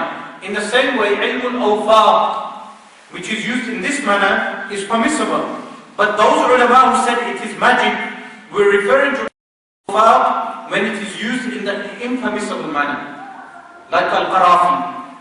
Now, further down, and remember those questions which are vague will be clarified. He mentions, again he is asked, ما حكم علم الأوفاق? What is the ruling of علم الأوفاق? He states, علم الأوفاق لا محظور فيه إن استعمل لمباح. The science of awfaq is number conjugation used in medicine. There is nothing wrong with it if it is used for mubah, meaning practices which are not haram. فقد نقل عن الغزالي وغيره الاعتناء به. It has been copied from Imam Ghazali that he would use this science. وكذلك حكي لي عن شيخنا شيخ الإسلام زكريا الأنصاري. It has also been related to us regarding our teacher Zakaria al-Ansari rahimahullah ta'ala. أنه كان يحسنه وأن له فيه مؤلفا نفيسا. That he would practice this and he wrote a whole book on the subject. أما إذا استعين به على حرام فإنه يكون حراما. If it is used for haram, for prohibited acts, then it becomes haram, prohibited also. Now, further down, he mentions ilm al-awfaq again. Now all of you know which particular science I'm referring to. The ta'weed which you receive, which has boxes and numbers in there. He mentions, he is asked, ما حكم كتب العزائم وتعليقها? What is the ruling on writing azaim? Azaim is referring to the ilm al-awfaq, making boxes with numbers in there which have a curing property, and wearing them. He states, يجوز كتب العزائم التي ليس فيها شيء من الأسماء التي لا يعرف معناها. It is permissible if the thing which is written, there is nothing in there which does not have something which is uneligible. So this now makes the matter even more clear. That if you receive a ta'weed which contains a name you cannot even read, and some of these false peas will even write the ta'weed in such a way you cannot read it, then you should not take such a ta'weed. If it has names which you cannot distinguish, you should not take such a ta'weed. And he states,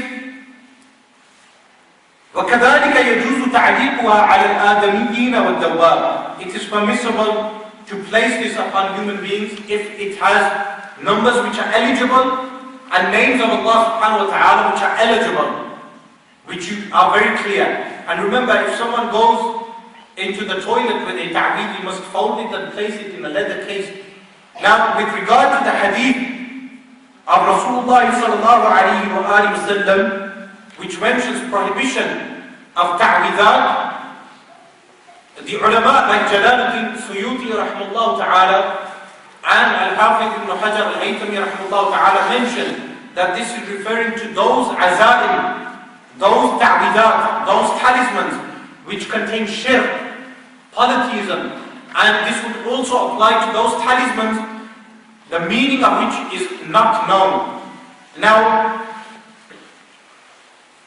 further down, Al-Hafidh ibn Hajar al-Haytami rahimahullah ta'ala mentions, they asked him, عن كتابة الأسماء التي لا يعرف معناها. What is the ruling on writing names which the meaning is unknown? What is the ruling on this? وَالتَّوَسُّلُ بِهَا, and using these as a means, هل ذلك مكروه أو حرام? Is it makruh, disliked, or is it prohibited? وهل هو مكروه في كتابة والتوسل بتلك الأسماء التي لا يعرف معناها أو حرام في التوسل دون الكتابة? Is the dislike in writing these names or using them as a means in those names, the meaning of which is unknown, is it impermissible just in tawassul or writing them down? فقد نقل عن الغزالي, because Imam al-Ghazali, Abu Hamid al-Ghazali rahimahullah ta'ala, it has been reported from him, أنه لا يحل لشخص, it is not permissible for an individual, أن يقدم على أمر, to go into something, حتى يعلم حكم الله فيه, until he knows the ruling of Allah subhanahu wa ta'ala regarding that thing. Meaning you cannot do something until you know the ruling from Allah subhanahu wa ta'ala. وهل فرق في ذلك بين ما يوجد في كتب الصالحين كعبد الله بن أسعد اليافعي وغيره أم لا? They ask him, if this is found in the books of the pious scholars, then is there a different ruling for this? Now this is very important, this subject. Firstly, he has clarified for us that if a person writes a talisman with numbers, and that those numbers have a healing property, this is known as ilm al-awfaq, and this is permissible in the way medicine is permissible. And it has been mentioned that if a person believes that ta'weed in itself cures, then he has committed shirk. No one believes that ta'weed in itself cures. They believe Allah subhanahu wa ta'ala has placed aqaqir. Aqaqir is medicines. There are medicines on earth which Allah subhanahu wa ta'ala has placed healing properties in. This is how ilm al-awfaq is treated. And the prohibition of azaim from Rasulullah sallallahu alayhi wa sallam in some hadith is very explicit that it is relating to those ta'weedat which have shirk. Now he is being asked regarding those ta'weedat which have names that cannot be understood. He replies, الذي أفتى به العز بن عبد السلام كما ذكرته عنه في شرح العباب أن كتب الحروف المجهولة للأمراض لا يجوز الاسترقاء بها. العز بن عبد السلام سلطان العلماء mentions, as is mentioned by the author in his book Sharh al-Ubab, that those books which have letters which cannot be understood and the meaning of which is not known cannot be used for ruqya. Cannot be used for ruqya. Ruqya is when we recite Al-Quran Kareem and love this upon an individual. This is the prohibited ruqya, the prohibited healing. And he states, وَلَا أَرُقَى بِهَا, and neither can this be used for talismans. لِأَنَّهُ sallallahu alayhi wa sallam, لما سئل عن الرقى, when the Messenger sallallahu alayhi wa sallam was asked regarding talismans, قال اعرضوا علي رقاكم فعرضوها فقال لا بأس. In one hadith, the Messenger sallallahu alayhi wa sallam said, present to me your talismans, or more specifically what you recite over the people. And he looked at it and said, La ba'sa, there is nothing wrong with this. Because those particular ruqya meaning what you recite over the ill patient who has a jinn or an issue, that particular ruqya did not have any shirk in it. وَإِنَّمَا لَمْ يَأْمُرْ بِذَلِكَ لِأَنَّ مِنَ الرُّقَى مَا يَكُونُ كُفْرًا. Because sometimes from the ruqa, there is those types of ruqa which are kufr, disbelief. وَإِذَا حَرْمَتْ كُتُبُهَا كَتْبُهَا حَرْمَ التَّوَسُّلُ بِهَا. If it's prohibited to write such ruqa, then it is prohibited to use the names as well. Now if someone uses these names, like they use names, different names, you must ask them the meaning of that name. And where have they taken that meaning from? If they cannot establish the meaning of that name, then you should never use that name. Now they have many names. Some of them sound like a third language, a language which is unheard of. Now if someone uses that name in incantation, when they use that name, using that name and blowing it on an individual, or they write down that name, you must ask them, where did you take this name from? And they must refer it back to either a valid language which they have knowledge of, or back to the books of the ulama. And he will mention what the ruling is when it's referred back to the books of the ulama. He states, نعم, yes, إن وجدناها في كتاب من يوثق به علما ودينا. However, if we find this in a book which is trustworthy, and trustworthy in the knowledge and the religion of the person, فإن أمر بكتابتها أو قراءتها احتمل القول بالجواز حينئذ. If the author ordered people to write it or recite it, then it is permissible for people to do so. So if you find this in a work of a scholar, like many of the valid practitioners will refer this back to a valid scholar like Imam Ghazali rahimahullah ta'ala, then he states it is permissible in such a case. لأن أمره بذلك الظاهر أنه لم يصدر منه إلا بعد إحاطته واطلاعه. Because his order for doing so did not emanate except after he had deep knowledge regarding this subject and upon its meaning.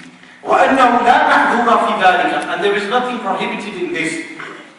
وإن ذكرها على سبيل الحكاية عن الغير الذي ليس هو كذلك. However, if the author just related this from someone else but did not do tahqiq, research on the issue, then it is not permissible.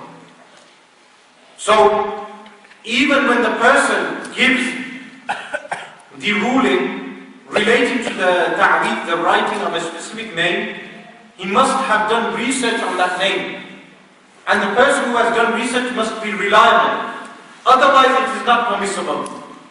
أو ذكرها ولم يأمر بقراءتها. Sometimes the author may mention it, but he does not order the reader to recite it, because he may just be mentioning it. ولا تعرض لمعناها. Or sometimes he did not mention the meaning of the name. If he does not mention the meaning of the name, then it is also impermissible. فَالَّذِي يَتَّجِهُ بَقَاءُ تَحْرِيمِ بِحَالِ. In such a case, then it still remains impermissible. وَمُجَرَّدُ ذِكْرِ إِمَامٍ لَهَا لَا يَقْتَضِي أَنَّهُ عَرَفَ مَعْنَاهَا.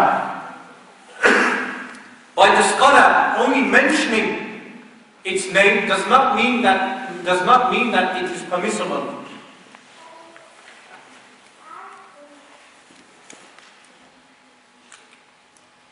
Now he mentions regarding the book of Imam al-Yafi'i, he states, وَلِذَلِكَ تَجِدُ فِي وِرْدِ الْإِمَامِ الْيَافِعِ أَشْيَاءَ كَثِيرَةً لَهَا مَنَافِعُ وَخَوَاتِ You will find in the book of Imam Yafi'i many things, they have benefits.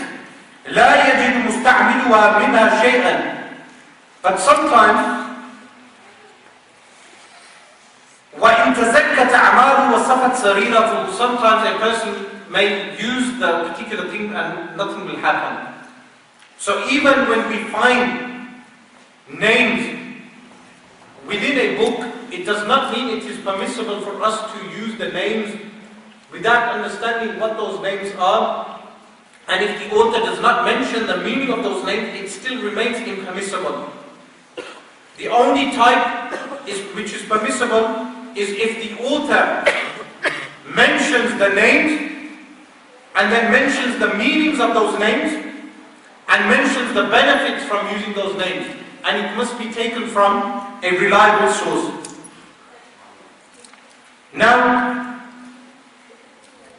Al-Hafiz Ibn Hajar al-Haytami rahimahullah ta'ala has something interesting to mention regarding magicians, as-sihr. Remember, many of the magic cases that we have, people always suspect a relative of having performed the magic. And when they go to these amilin, they're known as amilin, they will say, such and such relative has carried out this action. But remember, no one has the knowledge of the unseen, only Allah subhanahu wa ta'ala. And when Allah subhanahu wa ta'ala reveals His knowledge of the unseen to a Nabi, like Rasulullah sallallahu alayhi wa sallam,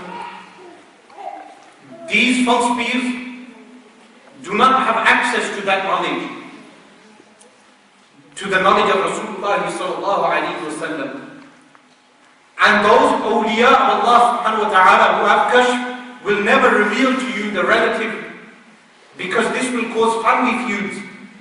So this is the sign of a false peer also, that he will tell you who the relative is. Sometimes they may mention, I can see a man with a dark face. Now most of us are Pakistanis, we love the odd relative with a dark face. Or I can see a light-skinned man. And again, Pakistanis have light-skinned people as well.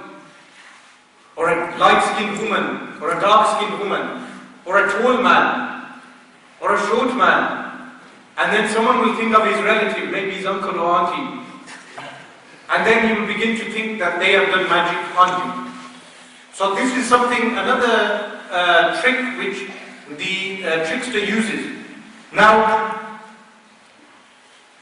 they asked him, is it permissible? هل من السحر ما يفعله أهل الحلق الذين في الطرقات ولهم فيها أشياء غريبة كقطع رأس الإنسان وإعادتها ونداء له بعد قطعها وقبل إعادتها فيجيبون. He mentions that sometimes magicians sit on the road and they may sever the head of an individual, cut the head off of an individual, and then talk to him. And then, after they cut the head off, they may join the head on again. Is this permissible for us to sit down and watch such people? Or sometimes, وَجَعْلُ نَحْوِ الدَّرَاهِمَ مِنَ التُّرَابِ, sometimes they will take out coins from the soil.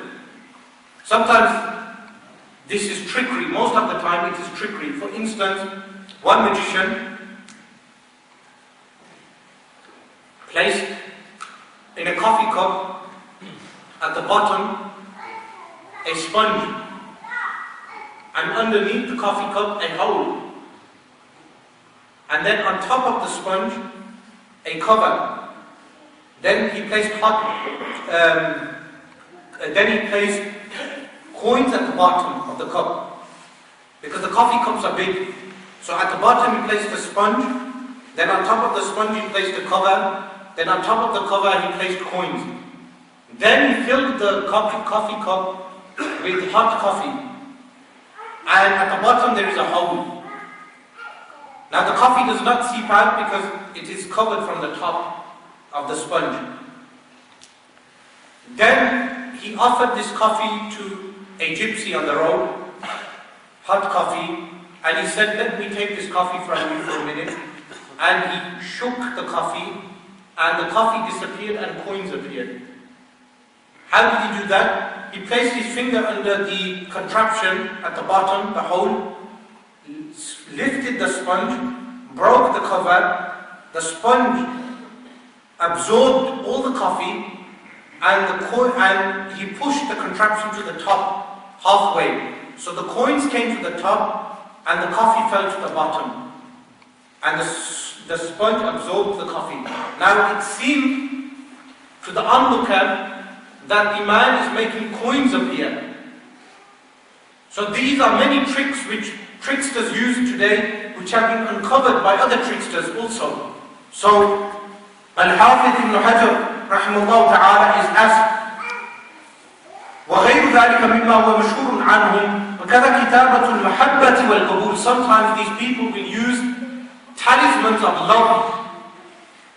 Like for instance, some of them mention that if you take 3 peacock feathers and you do something with them, I will not tell you the full formula, people will love you. Or they mention sesame seeds, how to use sesame seeds. And you use sesame seeds, place one in your hat and one in another place, and then people will love you. So he's asked regarding this. وَإِخْرَاجُ الْجَانِ وَنَحْوِ ذَلِكَ. And sometimes these tricksters on the road, they will bring out jinn out of people. Is this permissible or not? هؤلاء في معنى سحرة إن لم يكونوا سحرة. He states they will be considered magicians even though they are not actually performing magic. This is trickery. So in the types of magic which Imam Fakhruddin al-Razi rahimahullah ta'ala mentioned, these kind of practitioners also fall under magic. فَلَا يَجُوزُ لَهُمْ هَذِهِ الْأَفْعَالِ. It is not permissible for them to do this. This is impermissible. Now the had punishment, the punishment in Sharia, the legal law, is death, capital punishment for the magician. But there is a difference of opinion on these tricksters. That capital punishment applies to people who perform a sihr, magic, which involves jinn. So this fatwa is long, but the conclusion of the fatwa is that it is impermissible for us to even watch them, because you are encouraging them. That this happens if you go to Marrakesh, you have the square where they perform these tricks. And even in England, in London, if you go to certain areas, they will perform these tricks. It is impermissible for a Muslim to watch such things. Now, here he mentions a question regarding usage of jinn. Is a person allowed to use jinn and enslave them? He states, what some women do is they will use sihr practices in order to make their husband love them. Sometimes the husband may do this. For instance, the husband may wash his feet, and then the water, they use the water, they make the woman drink the water. But they do other things as well in that practice, which I will not tell people. There may be an odd shaitan who hears this and then carry this practice out. But this is impermissible in Sharia. In the same way, there are practices like the woman uses the blood of her menses in a certain way. This is haram in Sharia. Or sometimes they write certain talismans and they place the talisman on an animal, on a rabbit. And the rabbit will run, and then the woman will run away from home. Or in some cases, they will use blood in specific ways. One bead, false bead, I have to qualify the word false bead, use chicken blood to write the ta'weed. Now anyone with basic knowledge of Sharia will know that chicken blood is najasa, impurity. You cannot write ta'weed with impurity. and you cannot use impurity to cure yourself. In the same way, if a man suffers from impotence, they will place a ta'weez on his leg or below his belly button. This is impermissible because you are placing this around the awrah. And some of them even may even use Quran. They will write Quran and place the Quran, wal-iyadu billah, refuges with Allah's sword, around those regions. In the same way, some magicians, they will rip the Quran, or they will place the Quran on their feet. One magician, who throughout his life people thought was a pious person, when he died they found he had placed masahif, volumes of the Quran, under the toilet. And when he was alive he would perform pseudo-miracles in front of people. These are sahara, magicians. And he is asked, are these type of practices allowed? He states, وَالصَّوَابُ, the correct opinion, أن التقرب إلى الروحانية وخدمة ملوك الجان, that gaining proximity to spirits or using the kings of the jinn for service من السحر is from magic. وهو الذي أضل الحاكم العبيد لعنه الله حتى ادعى الألوهية. He states, this is something which misguided a ruler in his time or prior to him, until this ruler began to claim that he was God. He used a sihr, and Imam Ahmad al-Tahan rahimahullah ta'ala mentioned in Al-Fatawa al-Tawiyah that those who use tahdir al-jan is making jinn present and using those jinn for their services. The hallmark will be that many of them will have takabbur, arrogance. This is why you will find these false people walking around as if they are Fir'aun on earth. They will have their murid around them, and the murid in some cases will kiss their feet and kiss their hands, even though kissing their hands is permissible. I'm saying this is something when you make it ijbaran, forceful, making, if 20 murids of a pir are surrounding you and each one is kissing the hand and you come along and just shake hands, they will all look at you. To make you feel guilty, even though you have not done haram. It is not haram if you meet a scholar, you just shake his hand. It is not necessary to kiss his hand. But this is psychological pressure. So this takabbur, arrogance, because many of them dabble in tahdir al-jan, in making the jinn present. And this makes them very arrogant with people. So some of them will do odd practices. So he states this is all impermissible. Then, وَسُئِلَ أَيْضًا عَمَّنْ يَكْتُبُ كِتَابَ عَطْفٍ لِامْرَأَةٍ أَعْرَضَ عَنْهَا زَوْجُهَا لِيُقْبِلَ عَلَيْهَا. He's asked regarding a person who writes a love potion for a woman who her husband has left her. وَيَقْتَفِي شَرًّا, and this وَتَقْتَفِي شَرًّا, and this will protect her from his evil. فَأَجَابَ, now this is very important, he replies, أما بين زوجين فأرجو أن يكون حقيقا بكتب القرآن وغيره مما لا يستنكر ولا يشترط في جعله. قلت وهذا خلاف ما تقدم له إلا أن يقال إن هذا بالرقى ظاهرة الحسن كرقي أبي سعيد الخدري رضي الله عنه سيد الحي الملدوقي بالفاتحة. He mentions the only type which is permissible is that type which is written with Al-Quran al-Kareem. Now what happened with Sayyidina Abu Sa'id al-Khudri radiallahu anhu was that a leader of a disbelieving tribe was stung by a scorpion. When he was stung by the scorpion, Sayyidina Abu Sa'id al-Khudri radiallahu anhu recited Surah Al-Fatiha over him. This is permissible. And in the same way, it is related regarding Abdullah bin Amr ibn al-As radiallahu anhu that he would write Al-Quran al-Kareem and place it around the necks of his children. If Al-Quran is used for these practices, then it is permissible. Otherwise, it is impermissible. Then, he is asked again regarding those ta'awīd upon which those things are written which are not eligible and cannot be understood. And he mentions, and we covered this in detail already, I'll give you the summary of it.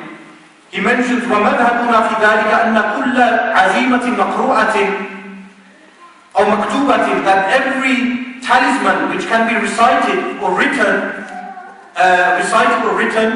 إن كان فيها اسم لا يعرف معناه, if in there is a name which is not is not eligible, فهي محرمة الكتابة, it is prohibited to write it, والقراءة, and to recite it. سواء في ذلك المصروع وغيره, whether it is for a person possessed by a jinn or whether it is for anything else. But he mentions, وإن كانت العزيمة أو الرقية مشتملة على أسماء الله تعالى. However, if the talisman or the ruqya which you are reciting has the names of Allah subhanahu wa ta'ala, وآياته, and the verses of Al-Quran, والإقسام به وبأنبيائه وملائكته, جازت قراءتها على المسروع وغيره. If it has verses of Al-Quran al-Kareem, or names of the Anbiya alayhi salatu wasalam, or names of the angels, then it is permissible to recite upon the one possessed by the jinn. And we covered this previously, that if the name is not understood, then if it is taken from a reliable source, then the source must explain what the meaning of that name is. And if they do not explain, then it is impermissible to use. Now, with regard to jinn possession and psychological problems, many of the jinn people who are possessed with jinn, many of the cases are women. And sometimes the woman may be suffering from postnatal depression or pressure from the in-laws in many cases. And this makes the woman go mad, or lack of satisfaction from her husband. This sometimes leads for a woman to act and behave in a way as if she has jinn. In one case, there was a woman who was a divorcee, and she was a divorcee and she claimed that she was possessed by a jinn. But someone who had analyzed the case made it obvious to the family that the woman is distressed and wants to get married again. Because unfortunately in our communities, divorcee women find it very difficult to get married again. This is a very bad habit of our people, that they do not marry divorcees. So she was trying to express the need to get married again, and she done this by pretending to be possessed by a jinn. In some cases, the young girl does not want to marry the choice of her parents, so she may pretend that she has a jinn, then they may take her to a peer. And sometimes these peer false peers and Sufi sheikhs, because the peer, some people connect this only with Pakistanis, but this happens in other communities also. The false Sufi sheikh may even abuse the young woman in some cases by touching them, when it is impermissible for any peer to touch his muridat, his students. It is impermissible. Remember, they mention in the Hanafi fiqh books that a young man may shake hands with an old woman, but the other way around, it is not permissible. An old man with a young woman, because the old man is different to an old woman, and the young man will not have desire for an old woman, a really old woman. When they say old woman, they mean a woman who is really old.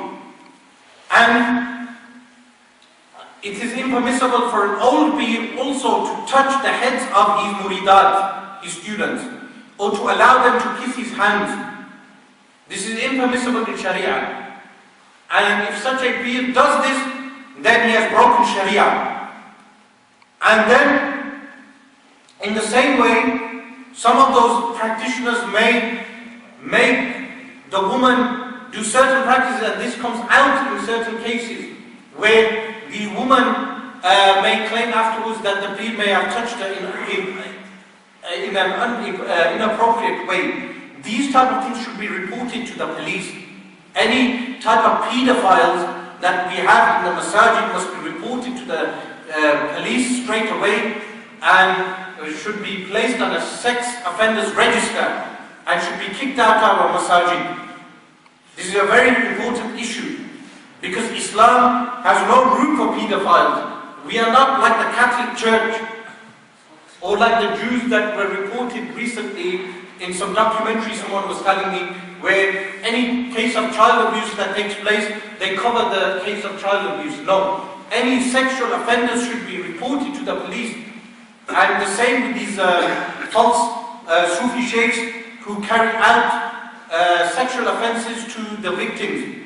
Now, so psychological issues and medical issues also. For instance, Ibn Qayyim al-Jawziyah mentions in his book Al-Tib in Medicine that an imbalance in the body can sometimes cause problems in the mind.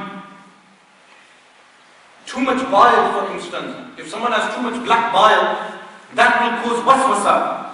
Sometimes waswasa is psychological. And this can be remedied. It can be remedied, for instance, by going out to a hot country, gaining some vitamin D, having sun on the head and the brain. It can be remedied in other ways. Psychiatrists sometimes mention waswasa in their terminology. Remember, waswasa is 3 types. One is waswasa whisperings, which deal with thoughts of disbelief, kufr, or bid'ah, innovation. Second type of waswasa is thoughts of a sexual nature, which are impermissible, things which are impermissible. Our sexual nature which you will never say. These are waswasa. Something which you will never say or do. The third type of violent type of waswasa. Violent waswasa, which a person would never say or do. The psychiatrists mention that if a person has these type of thoughts, look, they give the same advice as the hadith of Rasulullah sallallahu alaihi wasallam, where Rasulullah sallallahu alaihi wasallam orders the believer to stop thinking of those things and not to reflect on them. This is why if someone lives on their own in a house, they can suffer from waswasa, because they will not have the company of people. They are left to their own mind and they will reflect on the wasawis, the satanic whisperings or the whisperings of the mind. And when they do this, the problem can become compounded. It can get worse and they may need psychological help. It starts from wudu, ablution, but it can end up in more severe problems. So, the way of ridding oneself of waswasa sometimes is medicinal. Like he mentions Ibn Qayyim, that if bile overcomes the mind, then the bile will cause waswasa as well. So too much lentils, if someone eats too much lentils, dal, this can cause overwhelming bile, black bile in the brain. And when there is too much bile in the brain, this can cause waswasa as well. In the same way, the psychological waswasa, they mention that if you place an elastic band on the wrist, whenever you gain a waswasa, pull the elastic band to remind yourself to stop thinking. And after a while, when you stop thinking about those things, after a while the wasawis will stop. This can last a week. You practice this for a week, you pull the elastic band, people around you will not know what you are doing. You will have an elastic band, you will just press the elastic band, they will not know what you are doing. But the wasawis will stop. Because you will remind your mind, you will train your mind to not to reflect on the wasawis. In the same way, al-mu'awwidhatayn, reciting Surah Al-Falaq and Surah Al-Nas on a regular basis, rid oneself of wasawis. You recite Surah Al-Falaq and Surah Al-Nas and Surah Al-Ikhlas. قُلْ هُوَ اللَّهُ أَحَدٌ قُلْ أَعُوذُ بِرَبِّ الْفَلَقِ and Surah Al-Nas, Qul A'udhu bi Rabbin Nas. You recite each surah 3 times with Bismillahir Rahmanir Rahim after the Fajr prayer, the morning prayer, and after Al-Maghrib prayer. If you do each chapter 3 times, inshallah, after 3 days your wasawis will stop. This is the spiritual cure. And then there is the medical cure. Remember, some drug addicts, people who smoke cannabis, and the cannabis which is dealt with in Alabrak and other areas of Birmingham is not pure cannabis. It is laced with other chemicals. This, when a person will come off cannabis, the mind will play tricks on them. In the same way, alcoholics, former alcoholics, when they come off alcohol, their mind will play tricks and they will think it is waswasa. Then they will go to the false peer. They will go to the false peer. Their parents will take them to the false peer, and the false peer will not look at the background of the youngster and look at the fact that he has just come off alcohol or he has just come off drugs and his mind is playing tricks. This person needs to go and take medication. The doctors will give them, the GP will give them a subscription of tablets. They take those tablets for about a month and the wasawis will stop. The whisperings will stop. But unfortunately, our people never admit to psychological problems. So they may take the person to a peer. Now these peers have been known to perform practices which are false. For instance, one case, a man went to London, he took his friend to London, and the peer ordered them to give money for sacrifices, dhabiha, and sacrifices for goats. So they gave £100, and he said, now I will sacrifice this for the muwakkalat. Now we talked about these muwakkalat, what they actually are. In some cases they may not even exist. Sometimes it is psychological. For instance, you get a child, you place a blindfold around him, and you say, you are seeing a maidan. They say maidan meaning an empty piece of land. And the child will think this. And then they will say, people are coming, and then the child will think this. Sometimes it is psychological. Other cases it is actual sihr. Now, what they done is that the false peer ordered them to get pots and fill the pots up with lentils, dal, and then place nails in the lentils.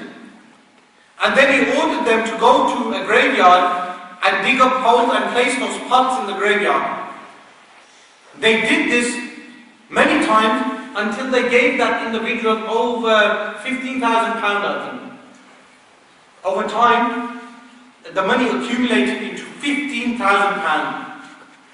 Now, our people have a problem. They seem to think anyone who does not take money is real.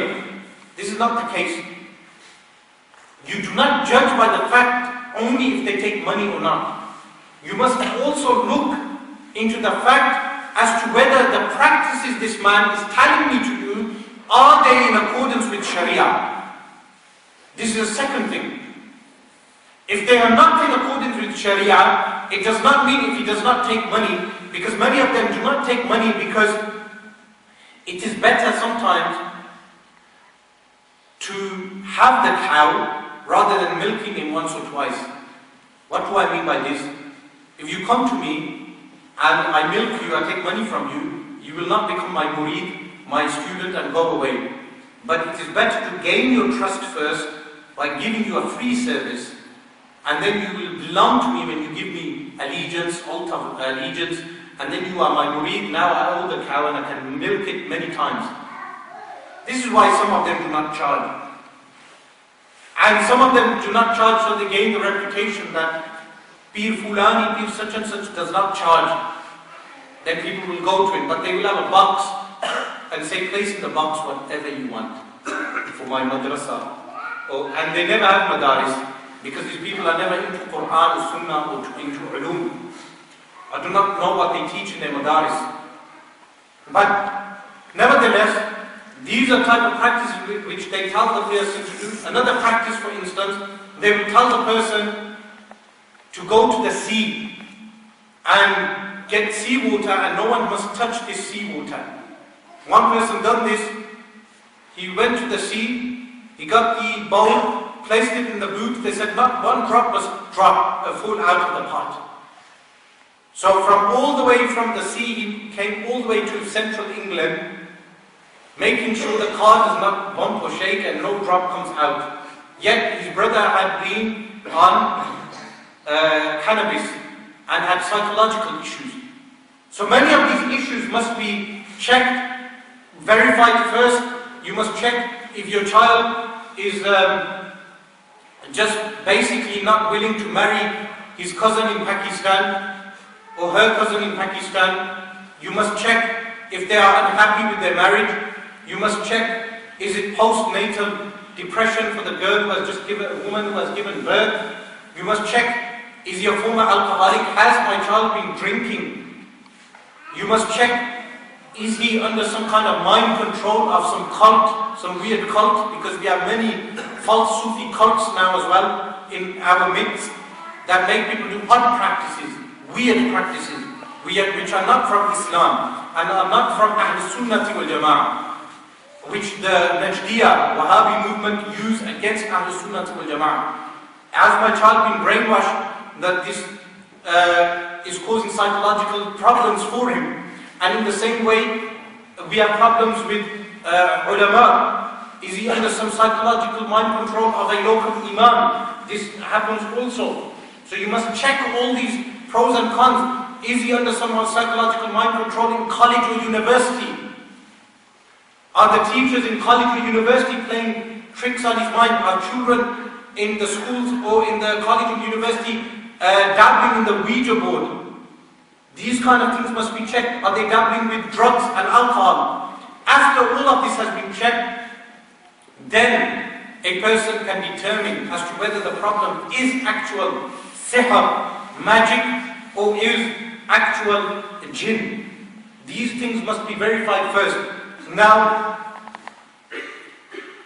one of the ways of determining whether the person has a sihr, a magic on them, done on them, is by reciting certain ruqya on them. And the ruqya is mentioned in the books from Al-Quran al-Kareem. Al-Hafidh Ibn Hajar al-Haytami rahimahullah ta'ala has a whole work on this issue. The same author Al-Fatawa al-Hadithiyya, which is named here as ذكر الآثار الواردة في الأذكار التي تحرس قائدها من كيد الجن. Those hadith which have been mentioned, that if a person recites what is contained in those hadith, it will protect that person from jinn. Now, when the jinn attack a person, sometimes the jinn can simply be in love with that individual. This is not sihr. Or that person may have caused harm to that jinn. And the jinn wants to take revenge on that individual. So the practitioner, remember, like in the science of medicine, and like in the science of psychiatry, and like in the ulum sharia, legal sciences, jinn extraction is a profession. A profession in the sense that only experts should do it. This is why I'm leaving out a lot of detail how they carry it out. The only things I've mentioned for you are guidelines for distinguishing between a true practitioner and a false practitioner. And I will summarize those guidelines toward the end again. But the practitioner will recite, now I'm just explaining as by way of summary what the practitioner does. He will recite Quran over that person. There are different ways of doing this. And we have done this in the past. Some of the brothers have recordings of some of the jinn extractions, but we do not release these recordings because of the patient, for the protection of the patient. It's not good to place these videos online, like many of the Najdiya do this. They place their videos online and taking jinn out. But this should not be done because of the victim. Anyhow, the Quran is recited over the individual. When the Quran is recited, there is a point at that time which I will not tell the victim that if he is possessed by jinn, then the jinn will speak. In some cases, what the victim will do is fall asleep. Initially, he will start yawning and then he will fall asleep. Now, I will not tell the individual when he is supposed to fall asleep. If he falls asleep at the wrong time, he is not possessed. He is acting. In the same way, there are points where we blow the recitation of the Quran that the person will collapse and the jinn will speak. So this is after having checked the person for cannabis, for drugs, for alcohol, for psychological issues, for other issues, and then the person should be brought to the practitioner. The real practitioner will only use Quran and the Sunnah of Rasulullah sallallahu alaihi wasallam, and those methods which have been mentioned by the ulama in their books in a very explicit manner, not vague methodology. Then the jinn will speak. When the jinn will speak on the tongue of the person, so the person will speak, the tongue of the person will speak, but it will be the jinn. The jinn, in some cases, may not speak. Now there are methods of making the jinn speak. Some methods include striking the feet, because this hurts the jinn. But you don't strike the feet hard, you tap the feet. Now, this is where false practitioners have misused the Sunnah.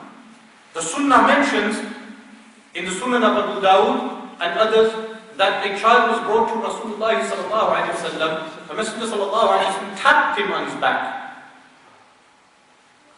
Remember, Rasulullah sallallahu alaihi wasallam never hit a child or a woman or a man except in battle throughout his life. This is why it is prohibited to hit children, especially on the head and face and on the back of the head. The ulama that mentioned that you must hit children to discipline them in order that they pray salah, this hitting has a particular description. What that means is if someone were to hold a book under the armpit and raise his hand and hit the child tap the child on the back, this is only done to discipline. This is only done to discipline. So that would not even hurt a child. It is only done to discipline, and that is only when the child is above the age of 10 and when he refuses to pray. So this is a false practice which some of the teachers in the masajid, in the mosques do, hitting the child with sticks and hitting the child on the face. They are committing haram and they will be punished for this. This is haram to hit children. Anyhow, some of the false speed practitioners also took hold of this practice.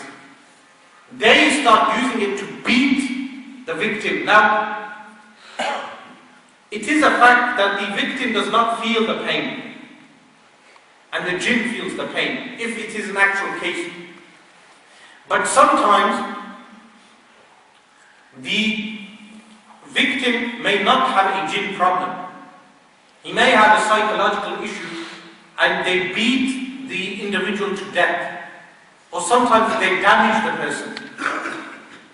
And sometimes the beating may be severe and the person will be harmed. So the beating which is mentioned in the Sunnah is light taps. Light taps, and in certain areas, not on the face and on the head, and in a certain manner. Then the jinn will speak. Now when the jinn will speak, the jinn many lies, because the jinn, remember, out of 100 points, 99 of those points will be lies, 1 point may be truthful. The jinn may mention that such and such relative done sihr, magic, and placed a ta'weed. Now, the talisman that the sahir uses after making a contract with the jinn kind, he makes a contract with the leader of the jinn. After they make a contract with the leader of the jinn, in that contract, what they agree to is that the leader of the jinn will give the sahir, the practitioner, a weak jinn from his tribe. And the practitioner will use certain practices to please the leader of the jinn.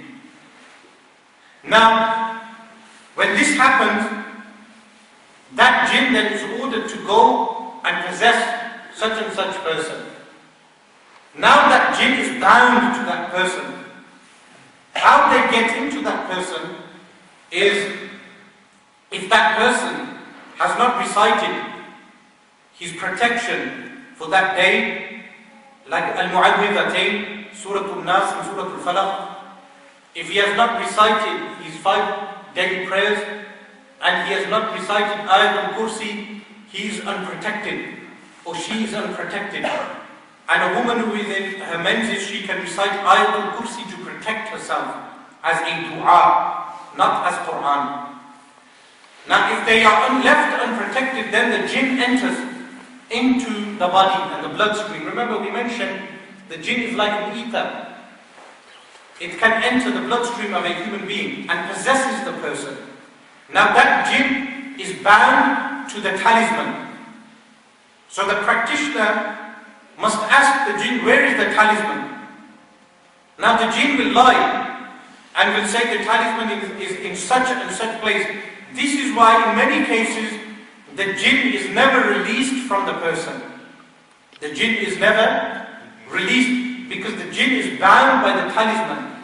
But if the practitioner who is reciting the Quran is pious, he can force the jinn out many times even without finding the talisman. This depends on the piety of the practitioner. This depends on the piety of the practitioner, like Imam Ahmad bin Hanbal, rahimahullah ta'ala. The jinn would obey him. And the awliya, the pious people of Allah subhanahu wa ta'ala, they can command the jinn to leave because of their piety and because of what Allah subhanahu wa ta'ala has granted them. But many times, the person is not cured. Remember, if someone is a practitioner of this, it does not mean he is a wali. Many people confuse this science, because it is a science, with tasawwuf. The science of ihsan, purifying the soul. Tasawwuf is one thing, dream interpretation, resolving black magic and jinn problems, and the signs of the end of times are another issue. The two are not related. A person can be a scholar of dream interpretation, he can be a scholar of exercising jinns out of people, and he can be a scholar of the signs of the end of times. But yet, he may not be a scholar of tasawwuf, ihsan, or a Sufi, a real Sufi. In the same way, you can have a person who is a very pious individual, a Sufi, but he is ignorant of exercising jinns. He is ignorant of dream interpretation, and he is ignorant of the signs of the end of times. Many people mix the two. The two things are different. Some people even mix up medicine with tasawwuf. These are 4 different sciences. So it does not mean every individual who is practicing this science is a wali of Allah subhanahu wa ta'ala. Now, in some cases, the person has been made to drink the ta'weed, the talisman. In such a case, the effects are inside. And from the sunnah of Rasulullah sallallahu alayhi wa sallam is to give the person surut. Surut is an Indian wood, aloe wood, which is burnt. and sometimes consumed. There are other things which are consumed and given to the person. When they consume them, they will vomit out the effects of the talisman. This is from the Sunnah of Rasulullah sallallahu alaihi wasallam. Other methodology is that the practitioner will recite Quran over olive oil or water and spray the water on the person or rub the olive oil on the person. These are valid practices. But of course, the olive oil is applied by the person himself. The pir does not apply the olive oil on an individual's aura. So the aura of the man is from the knees to the navel. So the pir can apply the olive oil on the back of a man, but not on the back of a woman. He cannot touch the woman. In fact, women, when they go to these practitioners, must go with a mahram. Let me tell you why. We know of a mahram meaning a male relative who they cannot marry, or they should go with their husband. Shaitan, when a woman leaves their home, Shaitan sits on two places of a woman. One is the head and one is the backside. And when the woman is going out to these practitioners, she is going with a shaitan, a jinn. And she's going without a mahram, a male relative. Her problem will increase. Her problem will increase. It won't decrease. The problem will increase because she is meeting a ghayr mahram, a person who is not related to her. And shaitan will take advantage of this, and because Allah subhanahu wa ta'ala has not placed protection in this, the problem can become chronic. Now, some practitioners, I have witnessed a clean-shaven individual, he carries a tasbih, a rosary bead, and he recites on every woman. And he claims each woman is receiving a share of cure. Now, how does this individual get time to recite the Quran on each individual woman? And then he is looking at the women who are not related to him. He is looking at women who are not related to him. Now, for him to recite over them, this must be done in the presence of a male relative. Because his reciting over them is like the woman going to visit a doctor. But it must be done in the presence of a male relative. This is why many women go to see these practitioners without the permission of their husband and without the permission of their male relatives. They do not tell their family.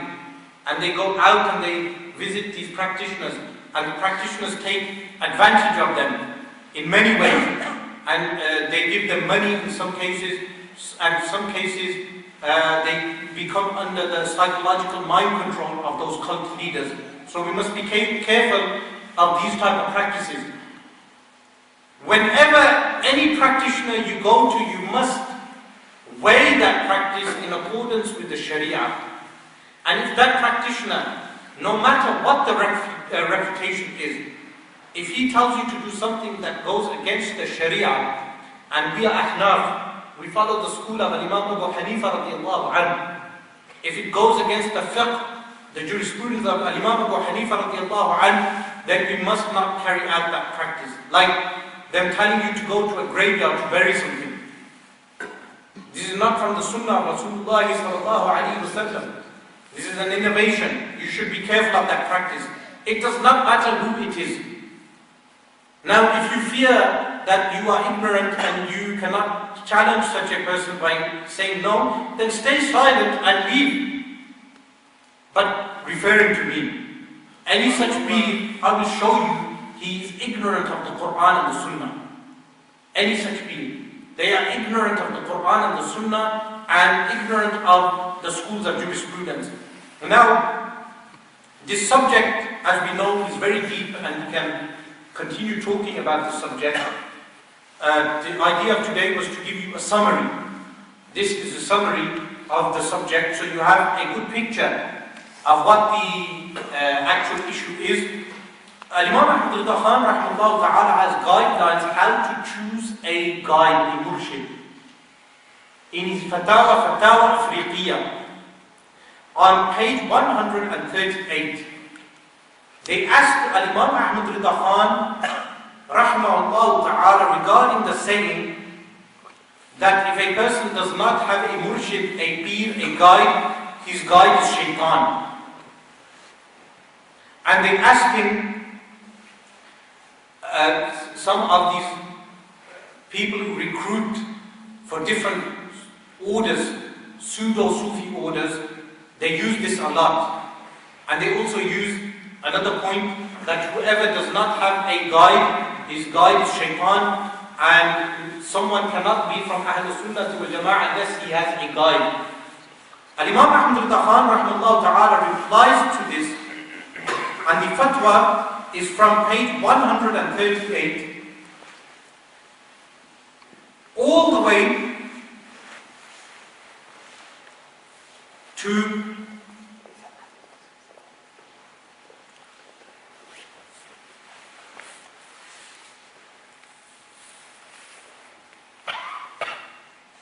(162). So this fatwa is over 20 pages long. And inshallah, in the coming weeks, I will translate the fatwa and it will be online, inshallah, for everyone to read and research this issue. But one thing I wanted to point out regarding this, what Imam Ahmad Khan rahimahullah ta'ala states regarding a Sunni Muslim. He states regarding a Sunni Muslim, a person who has the correct belief,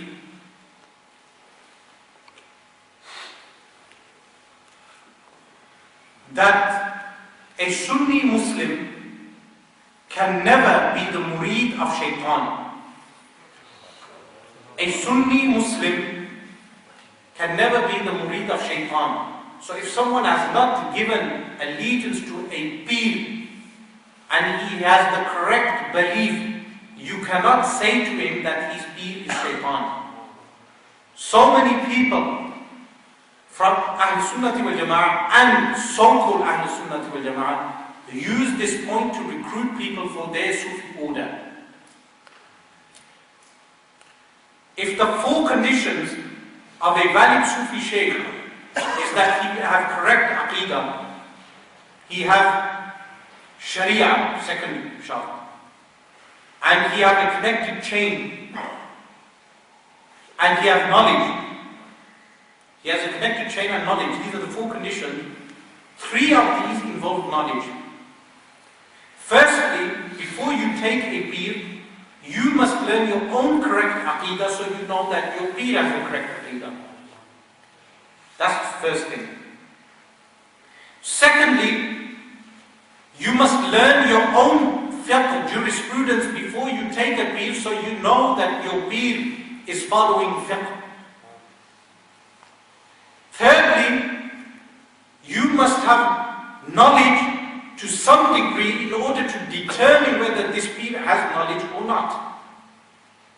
Before these three conditions are not fulfilled in you as a Sunni individual, do not worry about getting a peer. Some people get worried, we will go to hellfire if we do not have a peer. Firstly, this is not from Quran and Sunnah and from the Ijma'. Rasulullah sallallahu alayhi wa sallam said, Inna shafa'ati li ahli al-kaba'ir min ummati. My intercession is for the people of major sins from my nation. So you have the intercession of Rasulullah sallallahu alayhi wa sallam, even if you are a sinner. If you have the correct aqidah and you are a sinner, you are guaranteed the intercession of Rasulullah sallallahu alayhi wa sallam. And no living peer can guarantee you intercession, because he himself does not know whether he will die on Iman or not. Any real valid Shaykh will say, if I die on Iman with the will of Allah subhanahu wa ta'ala, and Allah subhanahu wa ta'ala grants me permission, then I will intercede for my students. But most of these false peers will say what? I will guarantee you intercession. And they talk, like I said, arrogantly with Allah subhanahu wa ta'ala. So, do not worry if you do not have a murshid, because everyone has a murshid am. Imam Ahmad al-Dakhan rahimahullah ta'ala mentions this. Murshid am is the ulama of Ahl Sunnati wal Jama'ah. That you take guidance from all the Sunni ulama, general guidance, until you do not learn your aqidah thoroughly, you do not learn your fiqh thoroughly, and you do not have a good concept of what knowledge is, you should not worry about taking a murshid khas, a specific guide, because you are ignorant of the basics of Islam. So many people take bay'ah now, allegiance, they have qada prayers, and their bay'ah is general bay'ah barakah. It is a bay'ah for barakah, this is allowed. We are not condemning that practice, but we are saying that those Sunni Muslims who do not have an oath of allegiance should not worry when these recruiters come to you and say that you must give bay'ah, oath of allegiance. No, you must learn your aqidah first. You must learn your fiqh first, jurisprudence, because even the Deobandis give bay'ah. Even the Deobandis have peers. They give oaths of allegiance. And they claim to be from the Jishti Silsila. So, having a peer is not a necessary component of being from Ahl Sunnati wal Jama'ah. Having the correct belief is a necessary component of Ahl Sunnati wal Jama'ah. Unfortunately, these cults have told so many people that in order to be from Ahl Sunnati wal Jama'ah, you need a peer and you need to give oath of allegiance. Then, surprise, the peer that they mean is their peer. So, inshallah, in the coming weeks, this fatwa will be translated and placed online. Any real Sunni will accept the fatwa of Imam Ahmad al-Dakhan. If they do not accept this from me, أقول قولي هذا واستغفر الله لي ولكم وأتوب إليه.